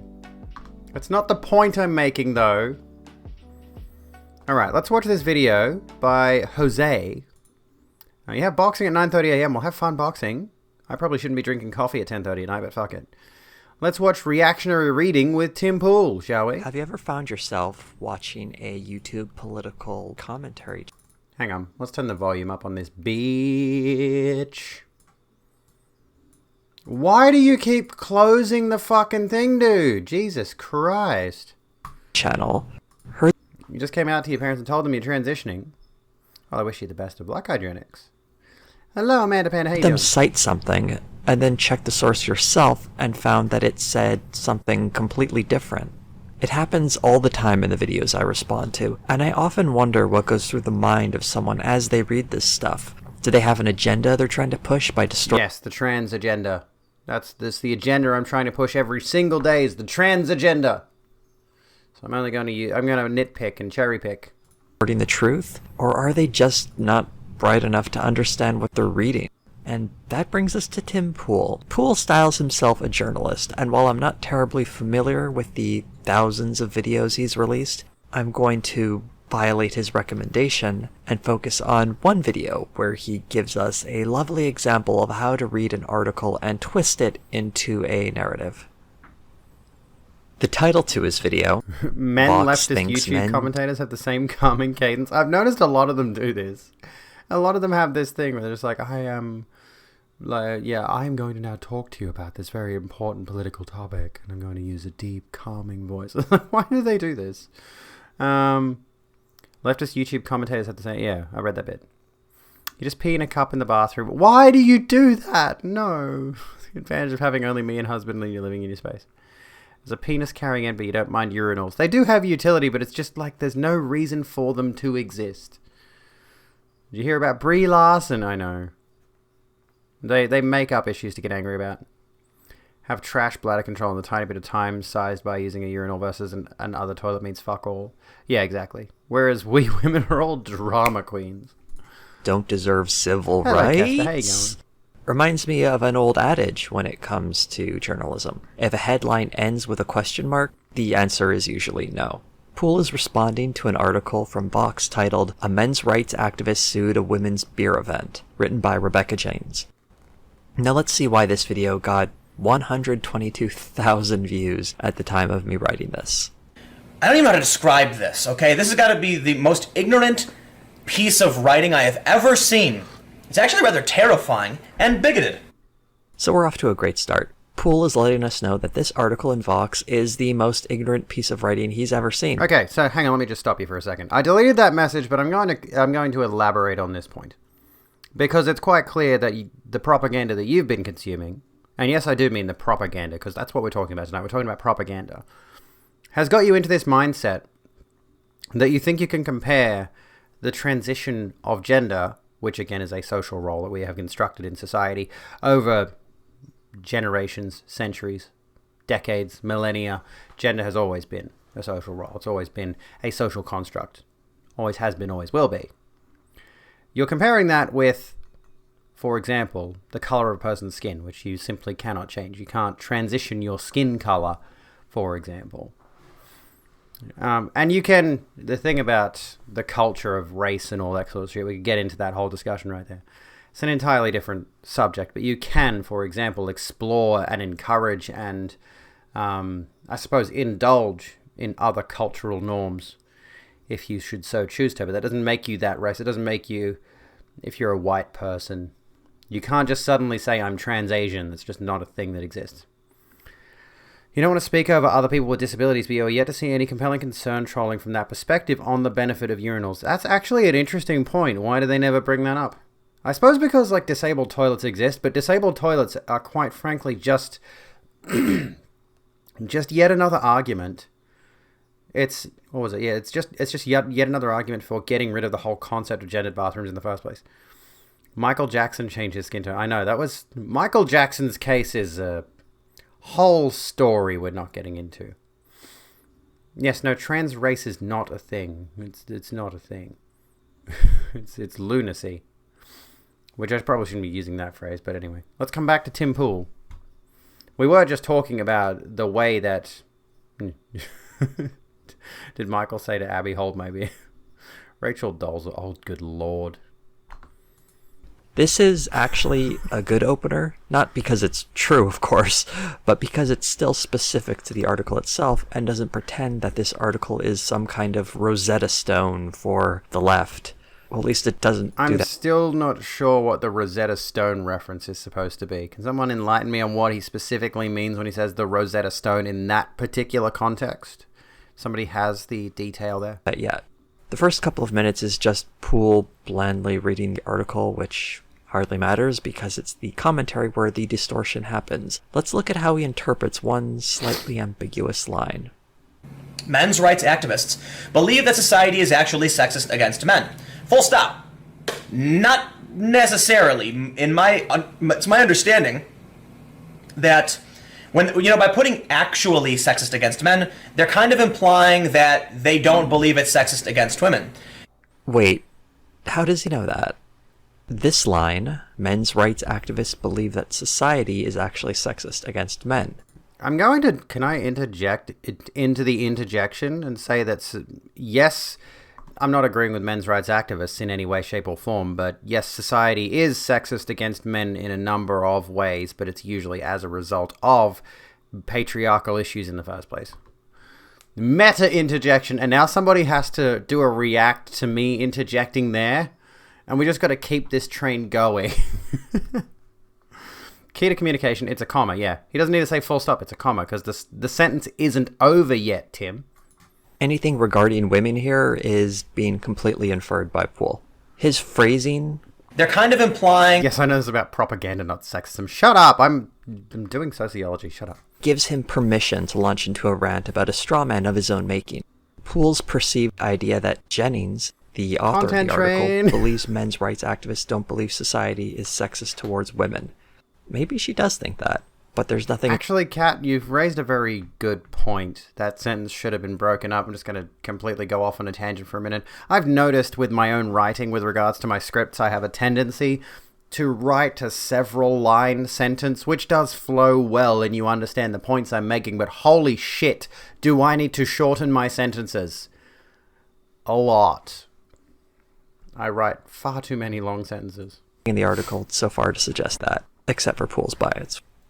Society is actually only sexist against men. The word only doesn't appear there. This is a single line in an article, and some more context can help us shed some light on what the author is trying to say. Context like this. Fry has perfected the subculture's favorite way to target what they see as a society that's sexist against men, suing businesses and organizations that incentivize women to go there. Jennings is telling us that men's rights activists, Martin Fry specifically, see society as sexist against men.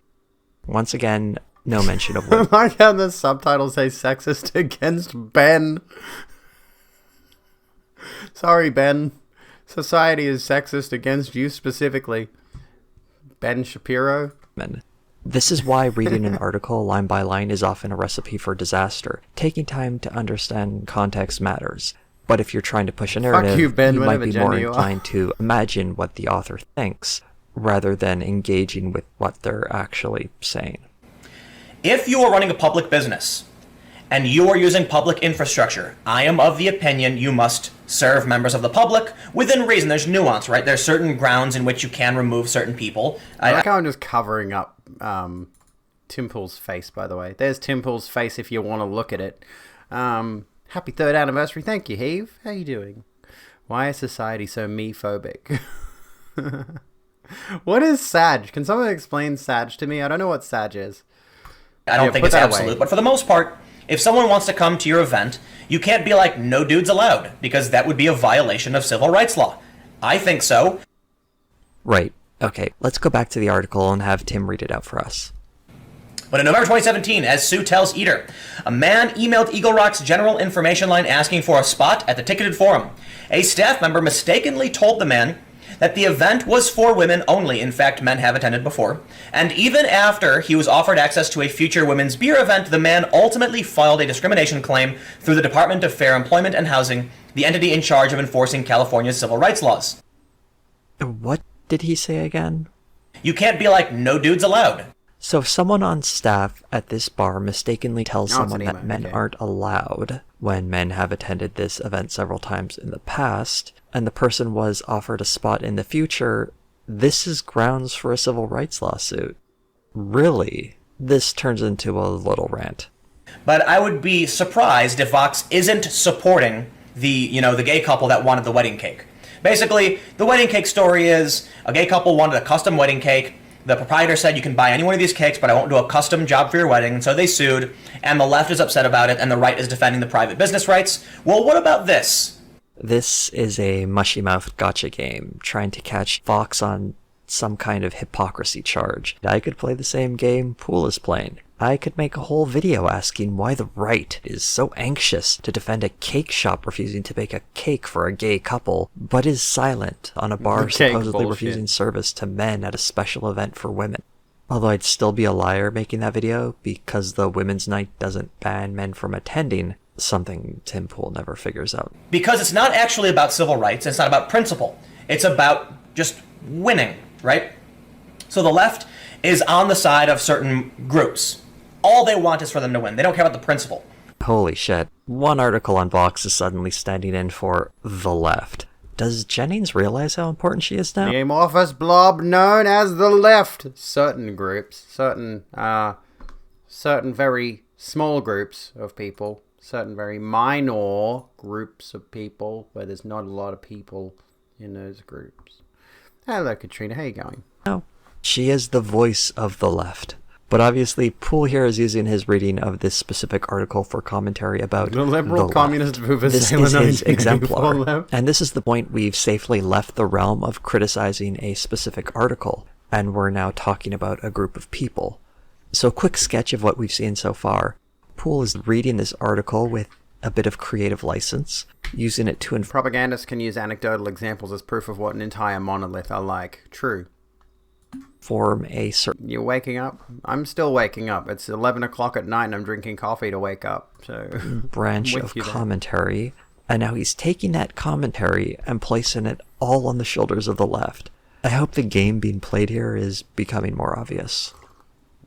Here's some more bad reading. Wake Jeff up. Wake Jeff up inside. Can't wake Jeff. Wake up, Jeff. And as she told Eater, she wants to elicit some form of change at the legislative level to minimize the exploitation of the UNRRA Act, a California law against discrimination by sex, race, and other factors, by career plaintiffs so that small businesses and women's groups don't continually get targeted for these cases. Career plaintiffs. Man, I love the absolute bias here. Let's call the man an activist. They've called him a men's rights activist. Why call him a career plaintiff? He's clearly doing this to make a point, and he's using the law as it is written. It is not an exploitation of the law to make sure businesses are upholding the law, right? That's your issue. So did anyone catch the mistake Poole made here? This video, I thought, was about the bias in Vox's article as it was written by Jennings, with Vox, and by extension Jennings, being responsible for the extreme bias. But what he just read here isn't written by Jennings. It's a quote from Ting Su, the woman who ran the Women's Beer Forum. Generally speaking, you shouldn't assume that someone reporting on a story agrees with everything, or even most, of what a subject is saying. Poole even acknowledges Fry is called an activist earlier in the article, which should have given him a hint as to what was going on here. A bigger hint than the fucking quotation marks. I want to take the bait for a moment. Where does Sue get off calling Fry a career plaintiff? This article from KCAL Los Angeles from 2014 describes Fry in another lawsuit where he was doing some real activism, suing Cha Cha's Latin Kitchen restaurant in Brea in July 2013, claiming he was denied the opportunity to order the same ladies' night special discount items that were offered to female patrons during visits to the restaurant in January and May 2013. What a hero. He lost this suit, but according to court records, Fry has filed over 40 sex discrimination lawsuits, and this was back in 2014, and we know that number has gone up by at least one, as per the article we're talking about right now. This is the clear behavior of someone looking for these lawsuits, using the law to pressure businesses to get rid of promotions that he considers violations of his rights. And I stress that these are what he considers violations of his rights, as he's lost a number of these lawsuits that have gone to trial. Though generally a lot of them settle outside of court because the businesses he targets can't afford to fight back. That's the grift the Jennings article is trying to describe. If this went to court, the law could be tested, and as we've seen in the past, Fry has lost several of his claims. Why Tim Poole thinks he is a credible activist, I'm not too sure. I guess he probably just hasn't read up on the subject outside of a Vox article he can yell at and paint as extreme leftist propaganda. It's easy to call something propaganda or extreme leftist, bigoted, whatever, when you don't read beyond that article or even read the article accurately. Anyway, poor guy cannot stand the idea of women having women's only spaces despite men dominating things for so long. Oh yeah, absolutely. Still want to see these people garroted on live television. Despite the fact that he, again, this comes back to the definition of the phrase propaganda. Like the way that Jose here is using the phrase propaganda is in a specifically negative light. But, I mean, again, Vox is fairly left-leaning and all of that kind of thing. And Tim Poole is whatever the fuck Tim Poole is. Honestly, I don't even know at this point. But the arguments being, like, anytime people bring up the phrase propaganda specifically, they use it, again, it ties back to that authoritarianism, or it ties back to that idea of censorship, or it ties back to that idea of pushing an agenda, which it routinely somewhat is. But yeah, in this regard, it's used in a fairly negative context, but the definition of propaganda at its core level is not specifically negative. Some of the editors on Vox, like Iglesias, are kinda not so left-leaning. Okay. People clogging up the courts with this useless crap is why your official name change is taking 17,343 years to go through. Goodness me. I filed mine a little while back and they required my birth certificate, and I sent that off. And I thought all was fine and dandy. I might have to actually chase that up. I don't know what the situation is there. And those behaviors are illegal in California. As a side note, I'd like to mention that all these lawsuits filed by Fry really highlight the absurdity of the legal system, where important questions of rights can only be settled by those who can afford lawyers. We're getting to some good stuff now. The weaponization of the law against the very philosophy that one claims to champion is a case study in irony. For MRAs, it's able-bodied, white, cis, heterosexual men using civil rights legislation, which is enacted to walk back the country's history of viewing the rights of able-bodied, cis, white, heterosexual men as more important than others. No, it's not! That's literally not why we have civil rights laws. Civil rights law isn't written to say white men have too much power. Civil rights law is written to say that any person is deserving of rights. Ooh, he gets so angry here. I like this little clip, not because it's funny seeing him get angry, but because it encapsulates an incredibly dopey reading of history and some painful pedantry. The why we have civil rights laws is what I want to focus on here. Civil rights laws were not written to be anti-white man. Yeah, all the social justice words, none of the substance. Yeah, exactly. Obviously, right? But the context in which they were written was specifically designed to protect the rights of individuals who are not able-bodied white cis heterosexual men, because those were the people who had the most rights in American society before they were written. As a point of comparison, let's take a famous example, the 19th Amendment to the United States Constitution. It reads pretty simply as, "The rights of citizens of the United States to vote shall not be denied or abridged by the United States or by any state on account of sex." Let me ask you a question, Draco. This guy makes you uncomfortable because you used to tend to be on his side in this stuff. Is it because you would get fired up? Is it because you would find like something that he was reacting to and you'd get specifically angry about it? Because that's often how this kind of stuff works. And I get angry about stuff too that I'm passionate about. You know, passionate is probably the better word for it. Is that they have a very specific way of making you get passionate about these issues, getting you fired up about these issues. Whatever it is that the issue specifically is that they're talking about in any given context.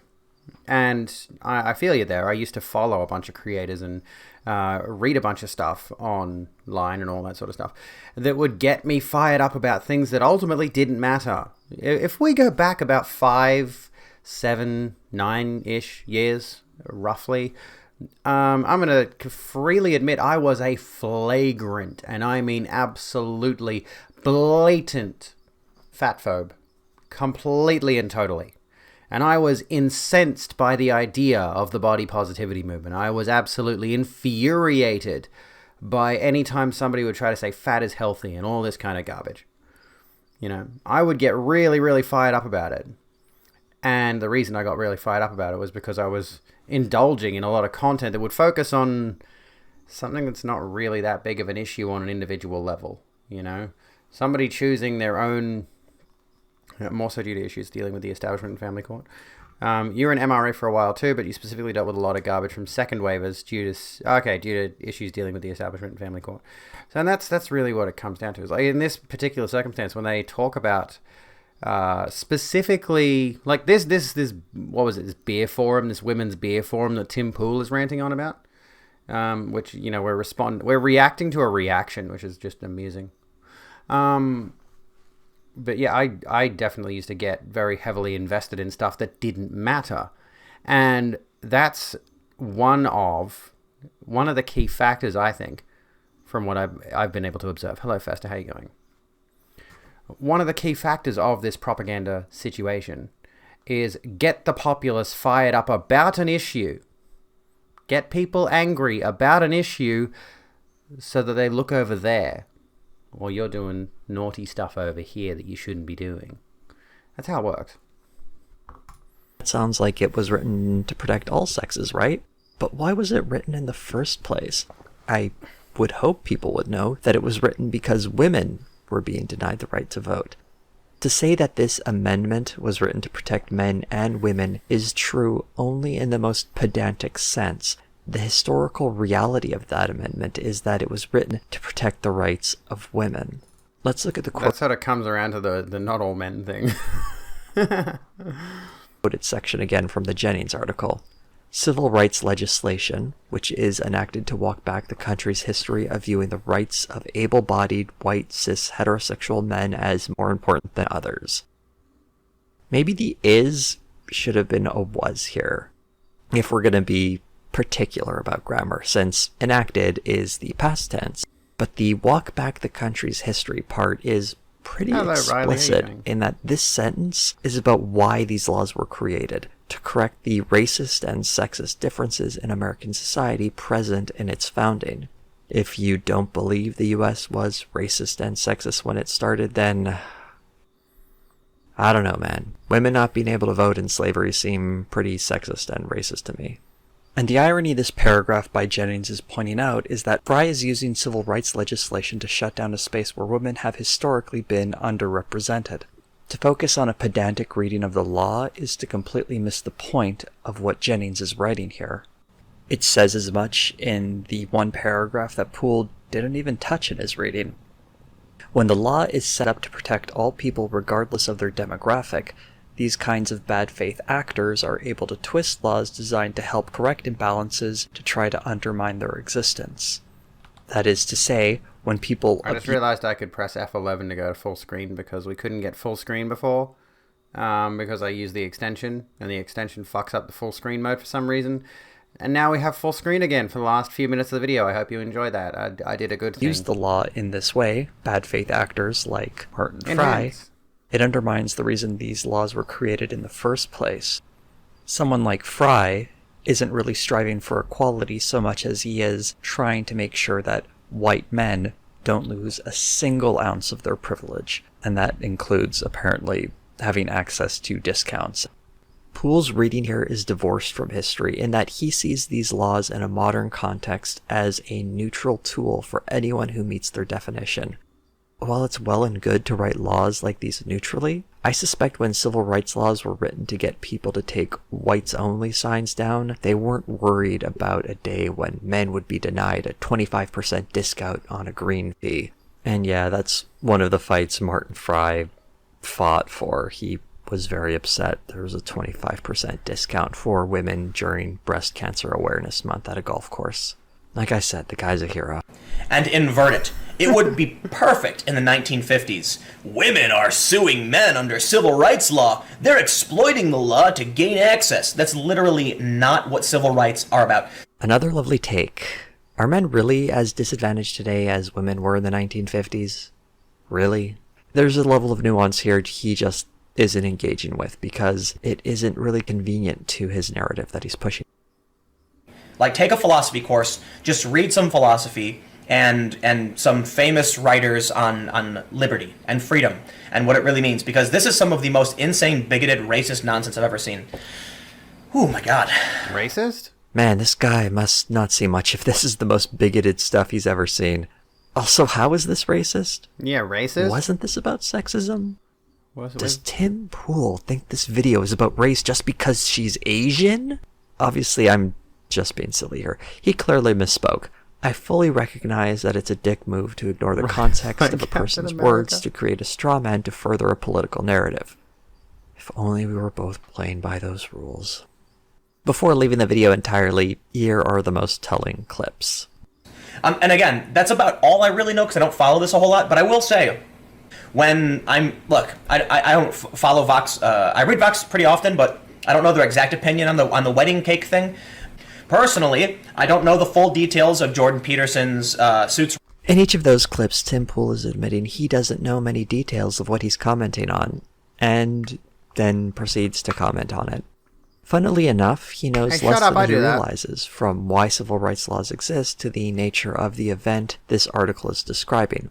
But he doesn't stop himself from commenting on any of it. And this is what annoys me. Unlike Pool, I won't make any broader claims about my subject based on one video. I sampled a few more of his videos, but not nearly enough to form an opinion on the guy because the few I actually sat down and watched made me stand up from my computer and consider the terrible choices I've made. Tim Pool's video has an argument that Vox, a stand-in for the left, constantly pushes out sexist pieces on their website. Pool's strategy to prove this hypothesis is to focus on a single video, contorting it to fit his premise, and then providing it as evidence for his narrative. Maybe if I comb through his thousands of videos, maybe I could find some actual evidence of this narrative existing, and his point could have some merit. But even if he does have videos where he provides evidence that Vox is some kind of horribly sexist outlet, this isn't one of them. This is just Tim Pool feeding his audience a narrative. There we go. There's that. Alright. Any final thoughts on that particular video? I'm not sure what to say at this point. Because I think that's pretty much covered everything with that. With regards to that particular bloke. I've never seen much positive talking about Tim Pool, honestly. Vox being left-wing any more than performatively. Corporations, right? Jose is calming as all hell. Well, yeah. Exactly. It's writers like Captain America. What was that? I know that was Tim Pool that said that, but what was the context of that? Take Vox about as seriously as I take Vorsh. And ultimately, at the end of the day, that's what you've got to do with regards to the content and media you consume, especially with regards to YouTube, Twitch, TikTok especially, you've got to take this stuff with a grain of salt, and I am just as susceptible to this as anyone else is. The social media that we consume nowadays is so much a part of our day-to-day lives that we just begin to learn based entirely off if somebody's made a YouTube video, if somebody has hosted a Twitch stream, if somebody posted a TikTok, somebody posted an informative post on Instagram that details this, and this. And we take all of that information in, and we don't really criticize it. A lot of us don't criticize it. Welcome to the Rogue Room, Milo the Weird. How you doing? How's it going? Or Milo the Weirdo XD? Yeah, that makes more sense. The video was pretty relevant. That does sort of cover kind of the idea that we're going for.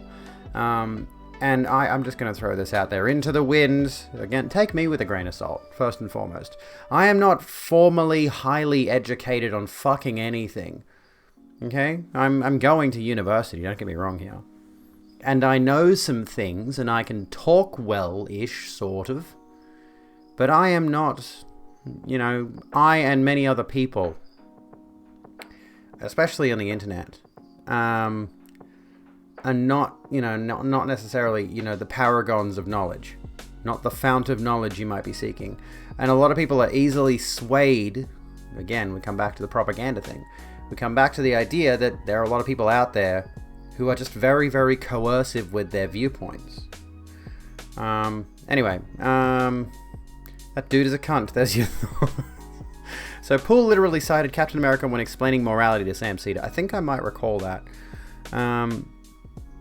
Hello, Gavo. How you doing, mate? If you cited Captain America to explain that morality comes from a fixed perspective, then you missed the entire fucking premise, bro.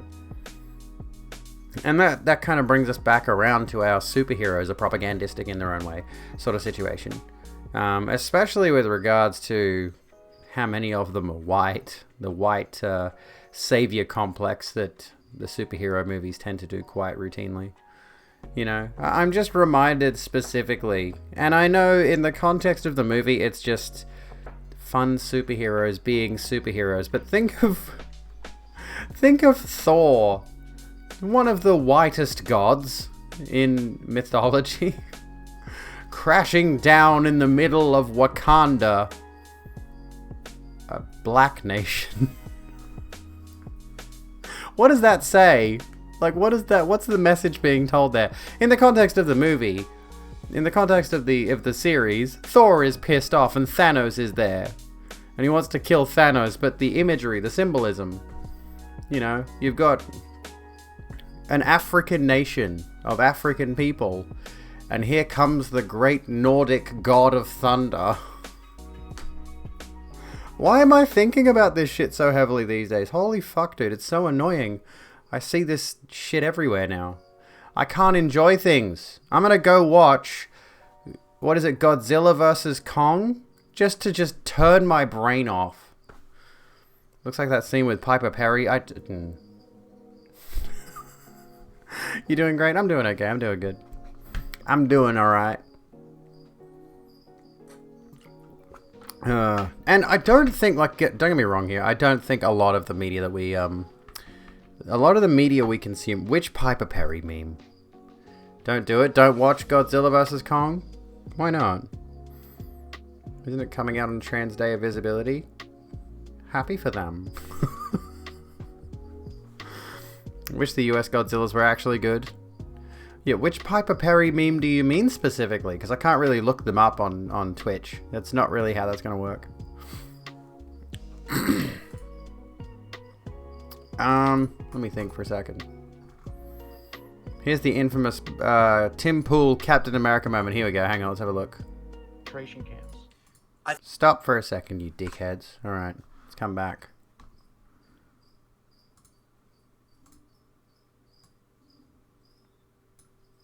I'm willing to put my weight behind diminishing the number of concentration camps. I think that before you go, that's a really great point that I think may separate. It's utilitarianism versus deontologism. That you're quantifying versus I'm not. You see what I'm not saying you're wrong. I'm saying your philosophical standard is the minimization of harm, and mine is more about the individual is the small. You know what I mean? Like, yeah. I'm curious about the second part of that. You said, you know what I mean, because I really don't. Oh, Mine is so about there's minimization two. of harm. The and two yours philosophies. is about feeling Violating the ethics of an individual is violating ethics regardless. And yours is minimization of harm is better. So utilitarian versus deontological. From my standpoint, committing one unethical act is a violation of principle and ethics that can't be crossed. But I will admit, there's not like a hard line. It's you know. I think that is silly, to be honest with you. I mean, I respect you, you know, but they're very strong philosophical positions held by most people. I believe that less suffering is better, and that I am willing to. I will tell you something you won't like to hear, though. I'm willing to sully myself if that's the outcome. But I'll tell you something you're not going to want to hear, and I admit it's I'll call it dickish. Utilitarianism is typically the villain in most movies. I don't care. Yeah. So for instance, like Thanos was utilitarian, and Captain America was deontological. I didn't. So Thanos willing to reduce the suffering by killing, you know, hundreds of trillions, versus the, you know, thousands of trillions, which would be living better off. So But I'm not cite comic book movies. I'm not having to kill anybody. I'm just voting and choosing. I mean, if you vote in favor of somebody who's going to build a concentration camp, you are. No, one of these people is going to win, Tim. One of these two outcomes are stand in the resistance.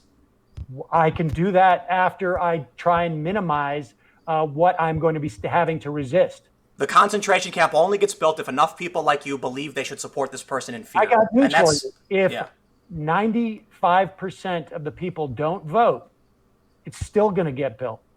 That's actually not true. We have rules for that. The big argument that I heard from folks who were saying that they wouldn't vote for Hillary Clinton over Donald Trump was, we're going to teach the Democrats a lesson. And they're going to that was a decent amount. That was the 12 to 18%. They cannot take our vote for granted. And okay, I'll probably watch the rest of that all night, honestly, because what, huh? Foolproof logic. I don't care. Yeah. The more I see of Tim Pool, the less I mean, I don't like him to begin with. Like, you start at a level of neutrality and it just gets worse and worse and worse. Just send it for that one moment, yeah. It is a stunning movie, I don't care. Oh my goodness. I got makeup on. I do got makeup on. Do you like it? My wings that I could literally slice a bitch with. I'll slice a bitch with my wings, man. I will slice a bitch. But sir, I have fiction saying you're wrong. We can't, this is where I was getting to. Is that we can't dismiss fiction entirely. Fiction, every single piece of fiction we have is rooted in reality. It's rooted in some way in the experiences we have of the world around us. Right, and then we take imagination and we build upon that. Avatar: The Last Airbender, for example, which I've recently started watching, takes a lot of, ancient Egyptian mythology and symbology and culture and all those kinds of things, and adds that magical flair of it, of the Fire Nation can literally perform katas and create fire from their fists and whatever. But that's still rooted in some reality of the world that we live in. Every single bit of media that we consume is rooted in some way in reality. Like The Matrix, for example. We are, after all, just brains in jars plugged into a simulation. So why am I even doing this shit? It's not... Easton is what I was really going for. What did I say? So you advocate for concentration camps? I don't know. Because you missed the D in advocate, I read that as avocado at first. Then I saw the TE. Egyptian. Did I say Egyptian? I meant to say Asian. I swear I said Asian. I said Asian. Anyway. How do I get my skin so shiny? Highlighter. Did I say, well, maybe I was thinking of the Prince of Egypt for some reason, because I saw a meme of the Prince of Egypt, and I haven't thought about that movie in 24 years. Aang is totally Egyptian. Look, just human stuff. Anyway, yeah, I use a lot of highlighter. Prince of Egypt is Bible propaganda. It is, really, at the end of the day. Kind of weird. Is it? Yeah, where is it? Let's get rid of The Dark Knight Rises. We don't need to look that up anymore. I have a hilarious comment you saw through TikTok. And honestly, like, on the subject of propaganda, on the subject of Bible propaganda like the Prince of Egypt, there's a startling amount of really very biblical, heavily biblical laden, very popular movies and shows. What's a good example, actually? You people keep saying black people came from Africa. They came from Egypt. Actually said, yeah. So done with this shit that you've moved your bottles of Malibu and pineapple juice to your desk. I did say Egyptian. Okay. Yeah, Christians and Jews. Gotta say, I'm not a big fan of the story where your hero kills a bunch of kids. Yeah, Egypt is in Africa. I feel like I'm gonna have to rewatch The Prince of Egypt, but I don't want to, because as far as I recall, it's not very good. It's not great. It's not a tremendously good movie. Where are we going? And a bit south, too. Sarah. There you go. People still think that Africans are the oldest people, and that's wrong. Do we have any evidence to suggest otherwise? Fascists aren't keen on the fact that ancient Egypt was full of them bloody Africans. Oh, goodness. We're getting into racial discussions now. I don't like this. Because I can't comment on, like, any sort of racial issue, honestly. Very few. I feel like it's not my place to talk about anything that's particularly racially driven. Never watched it? Could be worth a watch. Could be worth sitting down to watch. I feel like it'd be more fun to watch one of the more out there movies, which is, again, I really like the hyper fantasy kind of thing. I don't really like the stuff that's rooted in biblical symbolism, or rooted in heavy reality and stuff like that. Want to see a Stare article? Sure. They're also not keen on knowing that their religious savior would definitely have been Arabic. Anytime I see a white Jesus, I'm like, what the fuck? Why do you think he was white? Excuse me. Yeah, let's keep going through propaganda. Let's do it. Where's this? ABC checking on presenters' well-being after expletives shouted during Adelaide news bulletin. An ABC radio presenter shouted an expletive twice during a late-night news broadcast in Adelaide after being abruptly taken off the air. The national broadcaster has said it is investigating the incident and making sure the staff member is okay. There's been more problems with Brisbane after more COVID restrictions in the city. Here's the report. The audio for the story was played. Was then played, but after about 10 seconds, the presenter could be heard shouting, "Fuck off." Satirical article. Wildebeest mother blasts Our Planet producer who just stood by while Jackal ate her daughter. Saying he ignored the repeated squeals for help, a local wildebeest mother blasted a producer of Our Planet Friday, accusing him of just standing by as a wild jackal ate her daughter. My sweet baby was stalked for hours by this predator, and not once did the filmmaker step in and do something. Oh, fuck, that's good. Talented writers, man. That's how you make satire good shit. Important race discussion re-gaming. What's this? Why is this in 4:3 but it was uploaded on January of this year? You're like a cute little blob person, and you're... Hang on. I hate that I'm gonna have to just turn this on for the site, but then if I do that, it's not for your benefit. I mean, it's not for my benefit, it's for your benefit, sorry. You know.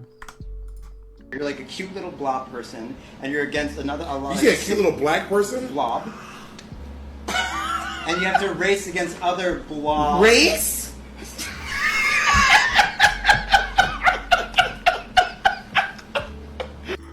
Oh, fuck. Would have been Middle Eastern, dark skin, dark hair, and very chill and accepting of everyone, except that one time he demolished a bunch of people selling shit in a temple. Yeah, I recall that story. That is some good bait. I liked it better when the onion was discernible from real life. Yeah, that's why they gotta go even weirder. They gotta go to, you know, the stories of the wildebeests in the savannah. Oh my god, why is this news page so fucked? Why do we think Christ was white? Like, look at the way this page is laid out. What the fuck? What's going on here? And yeah, I think we've all seen this at this point. We've probably all seen this at this point, these estimations of what Jesus Christ would have looked like. And it's not a white dude. Yeah, it's way old. It's 2011. No, 2001, sorry, not 2011. 2001. Wow, this is like archaic. You can't even... You could read it, certainly, but that would not be very comfortable to sit through. The temple stories are doozy. I believe Jeebus sat down and braided the whip he used himself, spending days in preparation to whoop the many moneylenders' asses. It's very old. Archaic, yeah, it's rather appropriate. Is it not? Looks like every one of our homeroom teachers in high school. I don't know what that means. We never had homeroom at school. We're like, what's homeroom? I'm Australian. What's homeroom? Someone explain the concept to me. I'm also a high school dropout, so I'm very dumb. I'm a very dumb person. Give us today our daily bread. Jesus was a commie. He was. He definitely read Kropotkin, I think. You had a homeroom? Well, I have no idea then. I don't know how school operates. It's been... How many years has it been? It's been, honestly... Conveniently enough, it's probably been about as long as the first time I had a gender crisis when I was in my mid-teens. That's about the time that I dropped out of school as well. It's about the same kind of frame there. Frame of reference. Why don't we just Jurassic Park the Jeebus by scraping DNA from the Shroud of Turin? Yeah, like, why not? Room where the home is stored. The Google home? That's the kitchen. So is the kitchen my homeroom then? Is that like... I don't know. What do people do in your homeroom class? Good question. Jesus didn't believe in hell. Common mistake. He did believe non-believers' souls would be destroyed. Yeah, I think the concept was like good people would go to heaven, bad people would simply cease. Their souls would not exist anymore. Which is an interesting concept, interesting proposition. Every normal classrooms, but you also have one teacher and their classroom assigned as your homeroom that you go to for specific situations and meetings. Oh, I see.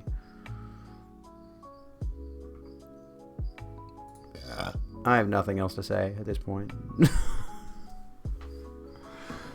Immortality to everyone but those Aztecs who haven't heard of Jesus yet. What about the people on Sentinel Island? What did they get?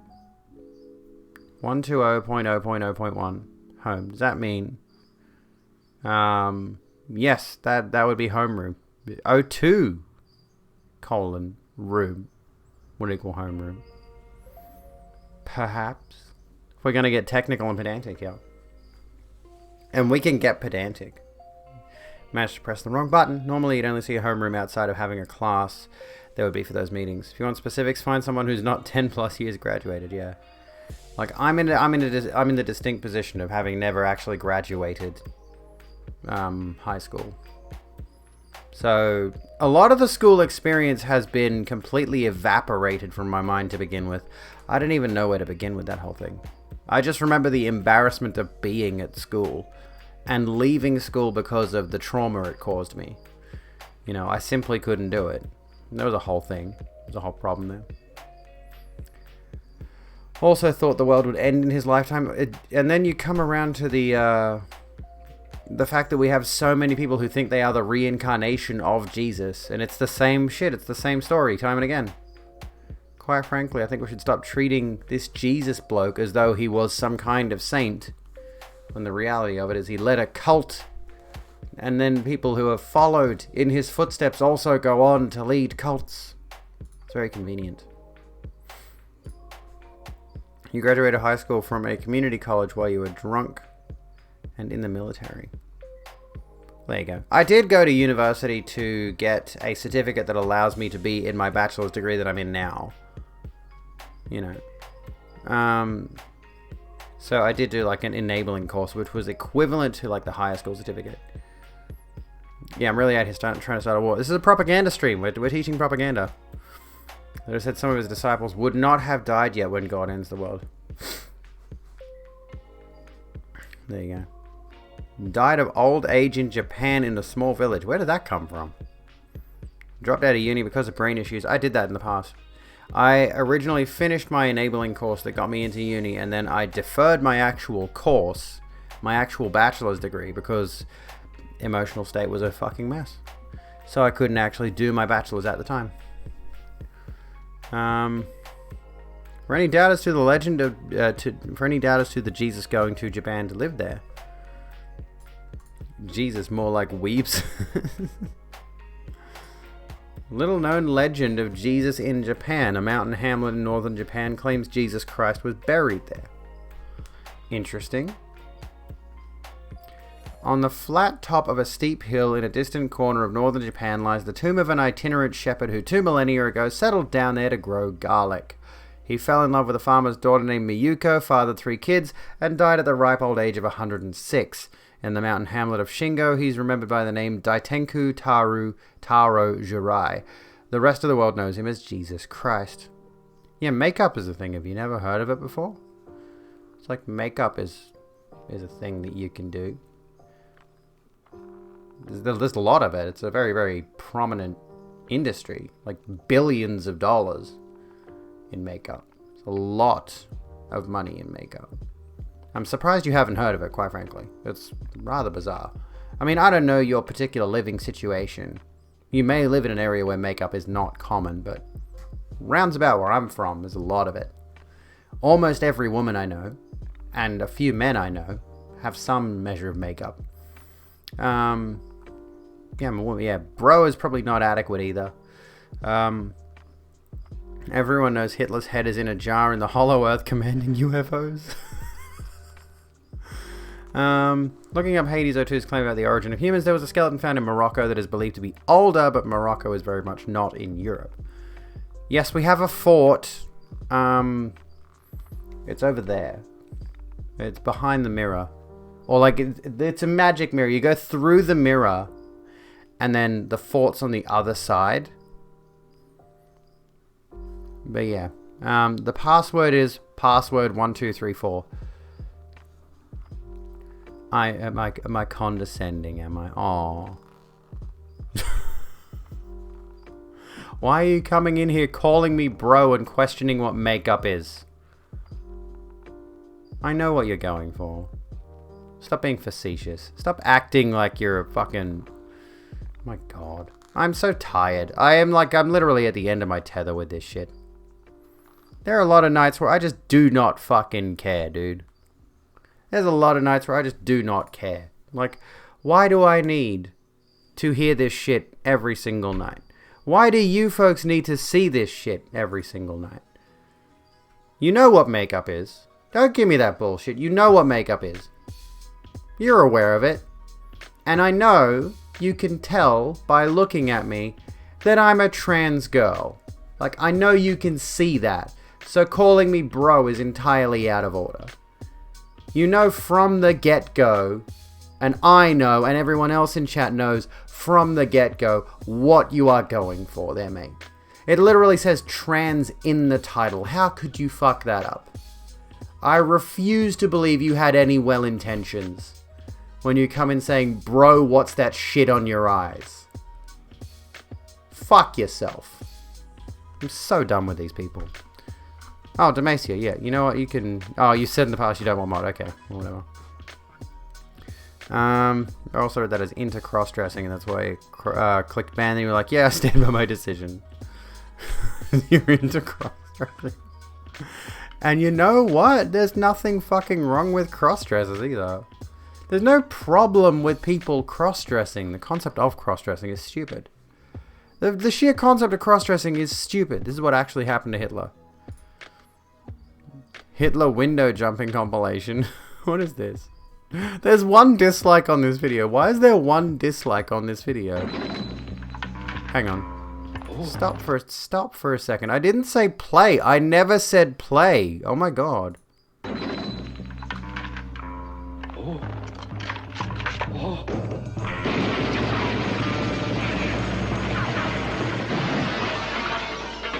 What is this from? So, Hitler's still alive, I see. Die werden den Stein nicht bekommen. You're right. We're not.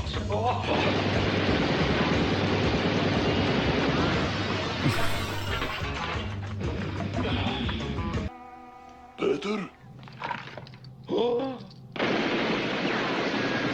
What is this from?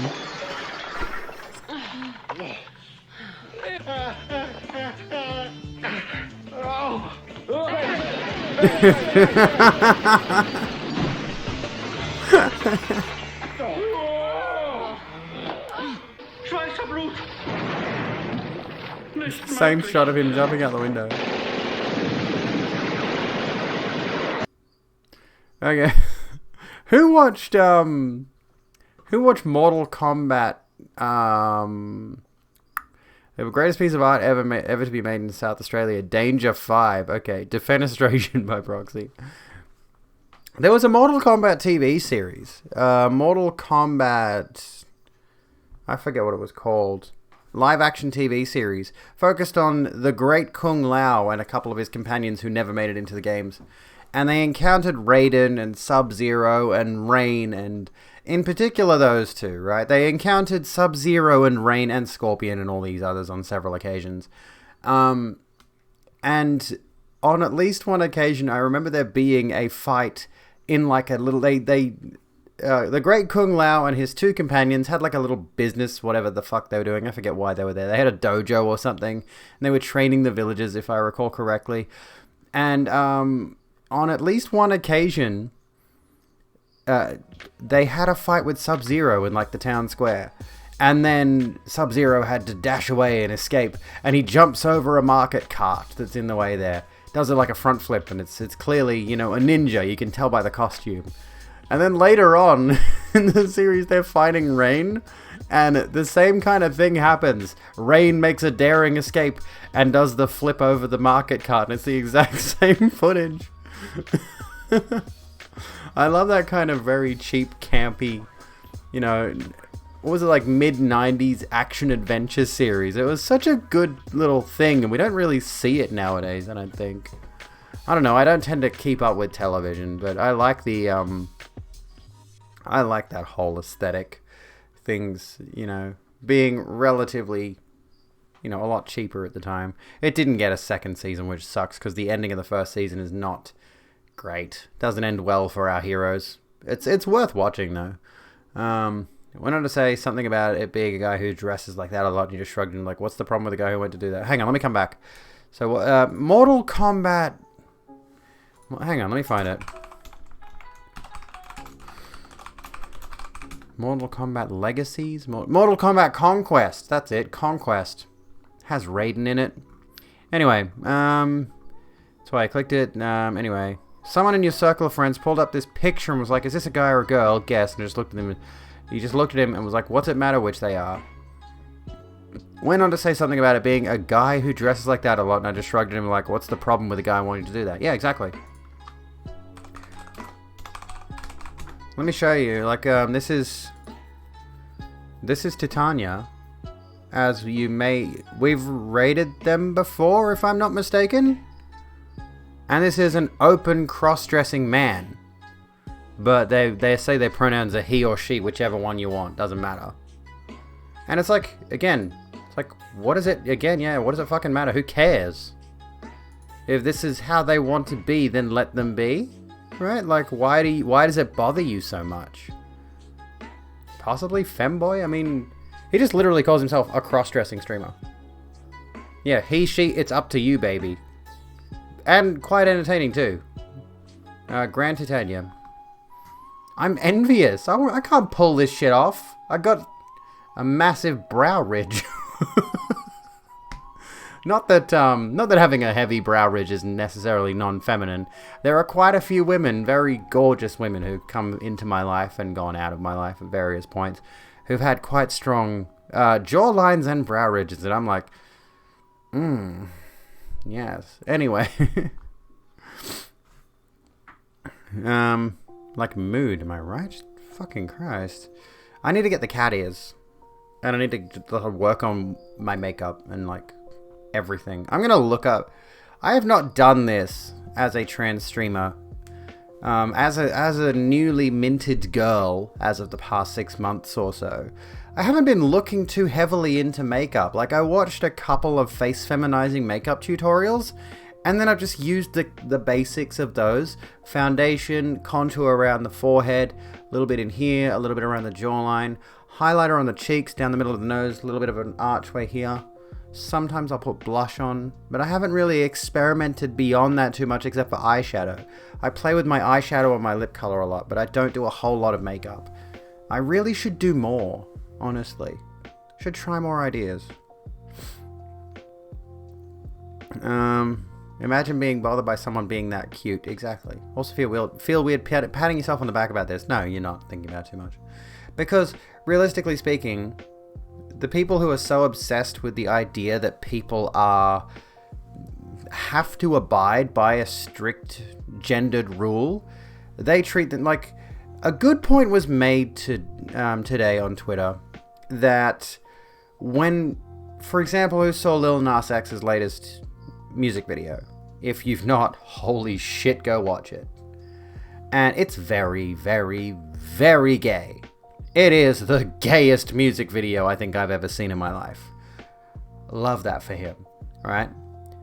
And the moment something like this happens, like the moment I finished watching the video, I was just thinking to myself, I cannot wait for the conservative response to this. I simply cannot wait for the conservative response to this. Actually, we do have something.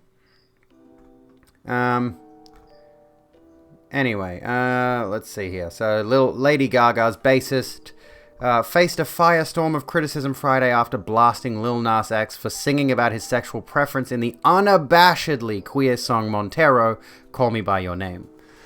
And the thing is, you know, the typical conservative talking point from... And I just immediately clicked this. This is the most philosophical thing I do. Right? This is by far the most philosophical thing I do. Because you know what philosophy is? It's making up an antagonist to get angry at and then shut down their arguments. So, that's the basis of philosophy. There you go. But immediately, after I finished watching Lil Nas X's music video, my first thought was, I know exactly how conservative media is going to respond to this video. It's going to be outrage. It's going to be this gay artist shoving his gayness in our face and trying to convert our children to gayism. Because we've seen that time and time and time again, right? We've seen it over and over and over again. And a lot of the things that we don't really consider about, you know, if we see an openly gay, openly trans, openly lesbian person, etc., being out and proud about it, all of a sudden that's an issue, despite the fact that we live in a society where straight and cis people, cishets, routinely do exactly the same thing. Like, all the time. We are constantly reminded of the fact that they are cisgender. We are constantly reminded of the fact that they are heterosexual. But it's normal. That's the thing. We are constantly having their sexuality and their gender shoved down our throats. But the moment we exude... Kiara, welcome. Thank you so kindly for the raid. Welcome, raiders. How you doing? Yeah, the moment that we are exposed to anyone who falls outside that gender or sex norm, gender or sexuality norm, all of a sudden it's them throwing it down our throats, right? Except for, of course, the fact that we are constantly exposed to what a traditional man is and a traditional woman is. And the idea that you should only marry the opposite sex. And like all of these ideas, even though we've made a ton of progress in regards to sexuality, less so in gender. But we've made a ton of progress with regards to sexuality at the very least. Hello friends, how you going? Oh my goodness, how'd your stream go? We're talking about the idea of people shoving their sexuality down other people's throats. We're talking about Lil Nas X's latest music video. I don't know how we got to this point actually, but it's a good discussion to have. I think it's a good discussion to have. Oral sex, but not that. Not that. There is a mass shooting every week that our government does nothing about. Me sliding down a CGI pole isn't what's destroying society. Yes, exactly. And I will say this right now. I absolutely applaud Lil Nas X for putting this video out. I'm not going to play it on stream because DMCA, duh. Go watch the video if you haven't already. The song is called Montero. And he absolutely went as gay as he possibly could with this music video. Don't get me wrong. He went as super queer as he possibly can. And all of the biblical imagery in it is chef's kiss. Magnificent. Absolute art. And you can tell all of this was done specifically on purpose. Quite frankly, to gain this kind of a reaction, and it's remarkable. I love it. Shoving other people's sexuality down. Yeah. Reminds you of God as a woman. Talked about creativity, religious people not accepting the LGBTQ plus community. There we go. Look up gay Street Fighter. DMCA but super queer. If you're gonna drop something DMCA, chuck it in the Discord. But yeah, like, and this honestly, this is very relevant, Kiara, to what we're talking about. Honestly, the idea of religious people are primarily the ones who are doing this kind of arguing back against this kind of shit. See, generally speaking, being gay in a social sense has been largely accepted. However, it's now largely accepted in society to be gay and be normal. So you're allowed to be gay, you just got to fit in, right? You just got to be able to, people are got to be able to look at you and be like, oh, well, I don't know what your sexuality is and I don't care, sort of situation. Winona, welcome to the Rogue Room, right? That's the idea at the moment. And Lil Nas X with this video has gone out of his way to say, look, I am gay and this is as gay as I'm going to be and you're not going to tell me no. You're not going to tell me to shut that shit down. You're not going to tell me to hide this. Which is quite frankly great. There was a point I was making that I've just lost. Yeah, you're allowed to be gay, just don't tell anyone or do PDA, etc. Yeah. It's still an awkward thing to cover. Story Girl, how's it going? Listen to Unknowny. Again, I have a Discord server. If you want to post shit that will get me banned on Twitch for DMCA, post it in my Discord and I'll check it out later. Like, dude, that's what it's for. Marcel, welcome to the Rogue Room. How you doing? Okay, so let's look at this. Oh, it's not the MCA-able. Still, I'm on a topic. Let's stay on topic. Lady Gaga's bassist faced a firestorm of criticism on Friday after blasting Lil Nas X for singing about his sexual preference in quotes, in the unabashedly queer song Montero, Call Me By Your Name. Don't play GTA 5 on stream. I know. You'll get DMCA'd for the siren sounds. Johnny Good, a former police officer, that's a yikes, took to Instagram to share his thoughts on the music video, which features, I love this, Lil Nas X giving Satan a fiery lap dance and pole dancing down to hell. Please watch this music video if you haven't already. Please watch it. It's so good. I've watched it at least a few times now and I never get tired of it. It's fucking amazing. He has performed alongside Gaga as part of the House of Gaga band across multiple tours throughout the Joanne era, including the Joanne World Tour and her Las Vegas residency concert Enigma. Who cares? But he suffered stinging criticism from both fans of Lil Nas X, who is gay, and the bisexual singer he plays bass for after he wondered why sexual preference is so prevalent in music. And yet, I guarantee you he has no problem with, you know, just love songs. Just love songs in general, which have routinely featured a bunch of sexual imagery. But when it's a little bit more subtle, when it lays a little bit more below the surface, suddenly it's fine. Right? Lil Nas X's track has already rankled conservative commentators, who have dubbed it depraved and evil. The 21-year-old, of course, clapped back in ways that should be hung in the Metropolitan Museum of Modern Art. Lady Gaga's bassist criticized Lil Nas X for singing about his sexual orientation. Oh my god. I gotta go fucking wash my brain with soap after watching that fucking Nas X. Good began, according to a screen recording of the Instagram stories on Twitter. Jesus cunting Christ. Yeah, he wants to blast this opinion when he works for fucking Lady Gaga. One of the most extremely avant-garde pop singers of the latest, 10, 20 years? 10 years? How long has Gaga been around for as a pop singer?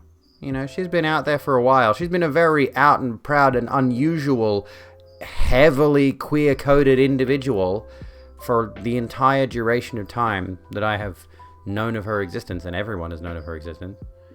You know? Over 10 years? Yeah. Yeah, we remember the meat dress, right? Okay, so... Oh my god, well, Mum's not gonna watch that video, he said. Don't go watch that video, bro. I want to know why is sexual preference so prevalent in music? Like, why is the agenda of sexual orientation in music so heavily correlated? Like, I don't get it. What else are you gonna sing about? What are you gonna sing about? Does he not realize that music is an art form to express any number of different ideas? Like, musical expression is heavily rooted in the experiences of the world we live in. And it's quite clear to me that Lil Nas X has experienced a lot of repression of his sexual identity throughout his life. And now that he's at the level of fame and... what's the phrase I'm looking for? He's at the level of fame that he's at. He has the power to release a song like this and release a music video like this. That's just outwardly proudly saying, yes, I'm gay and you can't shut me up now. Right? That is a badass emote. I love it. Anywho. Where were we? So, people write music based on their reality, based on their experiences, and you're not going to be able to change that. So, what's his agenda by saying you shouldn't be putting in your sexual orientation in music so heavily, especially coming from someone who played bass for Lady fucking Gaga? Music is about pushing the envelope, being creative, being amazing with your art. Exactly. I mean, that's art in general. Generally speaking, you know, art as a concept is about pushing the envelope. It's about going as far as you can and saying, no, this is what my experience is, and I'm going to portray it to you in any way that I find necessary. You know? In 2005, Gaga recorded 2 songs with hip-hop singer Melly Mel for an audiobook accompanying Cricket Casey's children's novel The Portal in the Park. She also formed a band called the SG Band with some friends from NYU. So nearly 20 years. There you go. There's an idea. Good, who has worked with the likes of The Weeknd, Miley Cyrus, and Joe Jonas, was criticized by fans for his comments on Lil Nas X. Many users pointed out that he has played with Lady Gaga, who has long sought to defend the LGBT+ community and embrace her own and other sexuality through her songwriting, such as in Born This Way. Gaga has to fire him, homophobe working for a bisexual woman that has dedicated her career to defend the LGBTQ+ community, as well as expressing her own sexuality in everything she does. Music, live performances, acting is so wrong. How do we let Gaga know? Because we can't let this pass. Because it's his music and his art and his sexual preference. He can do literally whatever he wants with it. And the fact that he's doing it in a genre that is historically extremely homophobic is even more empowering. Just say gay men make you uncomfortable and move on. Oh, Jonas didn't say anything. This article was just saying that this guy, I forgot what his name is, something good, has worked with Joe Jonas. Good responded to the reaction by noting that he himself makes music with 0 sexual content. No gun violence, he wrote on an Instagram story uploaded Saturday. No degrading women, no drugs if that's what you're into. It takes a ton of creative energy to create with none of those topics. You got to think outside the box. It takes a ton of creative energy to create content that focuses around those topics as well. There's a lot that goes into making music. I'm not a musician, so I can't speak to this, but the very concept of creating art in the first place takes a ton of creative energy. Just because you use certain topics like sex, like drugs, like violence, whatever, just because you have those experiences and those fuel into your art, it sounds more like you really want to go out of your way to make the most boring art possible. You know, as much as I've rambled on about the fact that there's too many guns in video games, and there really are, there's far too many shooters. It's incredible, some of the shooters I've played are incredibly creative and artistic. There's a lot of expression there, there's a lot of creative ingenuity going on in some of those games. You know? It creates a lot of energy to not be horny. Literally puritanical levels. Yeah, it's ridiculous. The amount of pop and hip-hop with heterosexuality glaring through it. Yeah, the amount of music videos I have seen where it's a white man and woman grinding up on each other and making out and all this shit. So fucking prevalent. But the moment it's a gay man twerking on Satan, all of a sudden you have a problem. Get out of here with that cishet garbage. Anyway. I'm such a stereotype. Anyway, let's read this whole story. So, I make music with zero sexual content. No gun violence, no degrading women, no drugs. If that's what you're into, smiley face. It takes a ton of creative energy to create with none of those topics. You gotta think outside the box. Of course, you wouldn't know that because you only follow me because I worked for one of your favorite artists. Upside down smiley face. You may not be a believer in what I stand for. Just like your favorite artist, I got morals and code of conduct with a capital O there. So you should unfollow me, please, and follow the ones you dig more closely. I mean, that's a fair point. Oh, but that's why I don't really like sex in music and why my own music doesn't have it. It's easy. Everyone does it because you guys love sex. I do too, but I rather have it and then just write about something else. Yeah, but the difference here is, you know, heterosexual sex is just normal. It's expected. Gay sex is still treated as some kind of weird social taboo that you shouldn't do.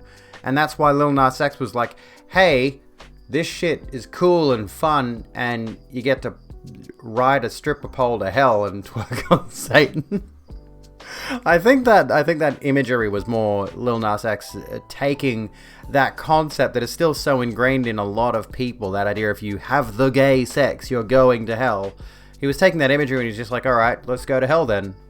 I'm going to enjoy myself and live my truth despite the fact that you want to send me to a place of eternal torment. And then I'm going to become Satan because fuck you all. Y'all heathens for all your lust. Of course, you wouldn't know that because you only follow... Yeah, we saw that bit. Yeah, so there we go. I just read the rest of the article. There's nothing even there. Alright, so yeah, like this whole thing, this Puritanism has been going on for ages and ages and ages and ages. And anytime we see even the slightest hint that things are changing, something like this comes along to remind me that nothing has actually changed. And it's fucking disheartening, dude. So why complain about it when the sex just happens to be from this flaming homosexual? Pink News stopped giving me the same Mara Wilson, Chloe Moretz, and Hugh Grant clickbait. I know, I can't stand it. It's the same every fucking time. Oh, God. Can't stand for that disgusting lifestyle choice. Ugh. The heterosexuals are angry again. Do we have to with the cis hats? Anyway. But you worked for Gaga, dipshit. He's gay, that's not allowed. Only a man and a woman can do that. Very 80s satanic panic vibes. Discourses of flat circle. Yeah, pretty much. That's where we're at with this whole shit. And, like, I get it. I get where, like, I'm not saying I agree with any of it, but I think I get the point that some of them are making. It's like, music is so sexualized. But quite frankly, we come back around to that artistic thing, that art thing. So art's not meant to specifically make you comfortable. You know, not all art is made for you as well, right? Lil Nas X having such a huge platform means he is innately visible. He has a lot of visibility whether you follow his music or not. So when Montero dropped, inevitably a ton of eyes were going to be on him, going to be on that music video. There was going to be a lot of criticism from the get-go. There was going to be a lot of people talking about it from the get-go. So it's, you know, invariably we're going to see these discussions pop up. And I used to be one of those people who would get irritated by how sexualized things were. And I'm not even sure what the specifics could be here. It could be the insecurity of one's sexuality, of, you know, it comes around to, from my perspective, from where I'm sitting looking at this, right? That people like was it Johnny Good? Was it Johnny Good? I think that's what it was. He comes across as very cishet, you know. You know, just the vibe of everything there comes across as very cishet, very puritanical, very the norm, very normal.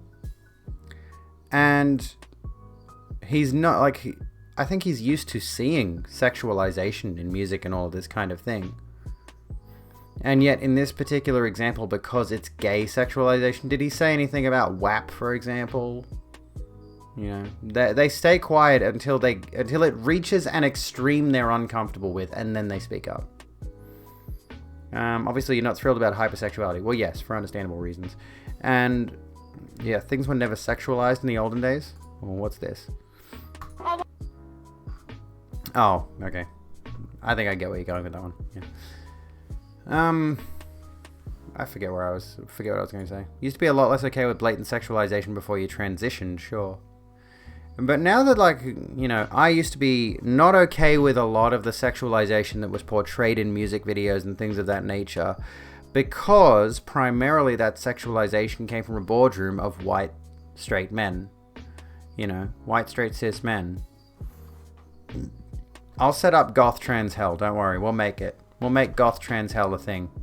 We'll make it a nightclub. Yeah, we'll make it a nightclub. That's a good idea. We'll make goth trans hell the nightclub. I'll start a business. I guarantee you we can do this. Easy. I'll put it in Sydney or something. I don't know. Where were we going with this? Yeah, there was a definite time where all of these sexualized music videos and all these just general sexualization of characters in media and things like that was dictated by a certain group of people and controlled by a certain group of people. And then the moment that sexualization comes from the people who've been routinely sexualized, all of a sudden it's an issue. Or the people who've been demonized, suddenly it's an issue. Shuans, how you doing? How's it going? Welcome to the Rogue Room. Thank you for the follow, friend. Yeah, the moment that the sexualization comes from, for example, the WAP thing. The moment it's about women's empowerment and not about the entertainment for the sake of men, I suppose. And then that's when the conservatives have a problem with it, and that's when they start to ramble on and on and on and cause these problems in the first place. Yes, I am trans, because that's what it says in the title there, yes. Hello, UX, how's it going? I mean, that's about all. I sort of got my points across, I think, when reading the article. Hello from Germany. Yeah, geniuses. Oh, my goodness. I'm tired. It's late. It is late. Here in Australia land, it's midnight. It's not that late. It's not that late. But it was an alright third, yes, I'm trans. It was an alright third anniversary stream. 3 years on Twitch tonight, folks. I wasn't sure I would actually get to this point, because Twitch suspended me recently, but I came back. I came back from a suspension, folks. You like trains? Trains are fascinating. Trains are, honest to goodness, fascinating. You know? The sheer level of, what's the phrase I'm looking for? The sheer level of engineering power goes into those things, and the fact that there are just tracks all over countries all over the world, it's amazing. We should go into that sometime. We should explore the history and the lore of trains. Yeah, they'll complain. Yeah, like Lil Nas X said, there's literally more horrendous stuff going on in the world than sexuality. But the moment somebody brings up sexuality in any context, suddenly they're angry about it. It's like, fuck right off. Good God. Care about something that actually matters, not sex and gender, for fuck's sake. Holy shit, dude. I'm so tired of people.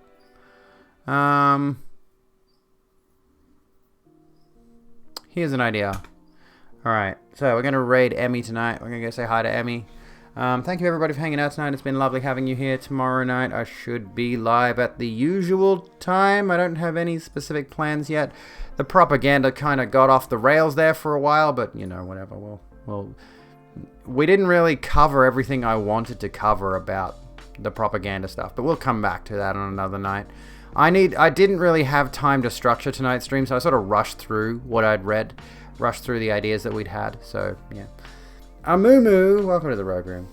Sorry for spamming you with clips. Thank you for the clips. Congrats again on the 3 years. Thank you so kindly. And yeah, we're going to go watch Emmy playing some Monster Hunter Rise, which just dropped. I'm not going to play it because I don't buy Switch games, generally speaking, because they're stupid fucking expensive. I'm going to wait till this apparently is coming out on PC as far as I recall. So that's going to be fun. And tomorrow night... Yeah, well, thank you for the congrats. Katrina, thank you for the congrats. Thank you, folks. You've been so lovely to me.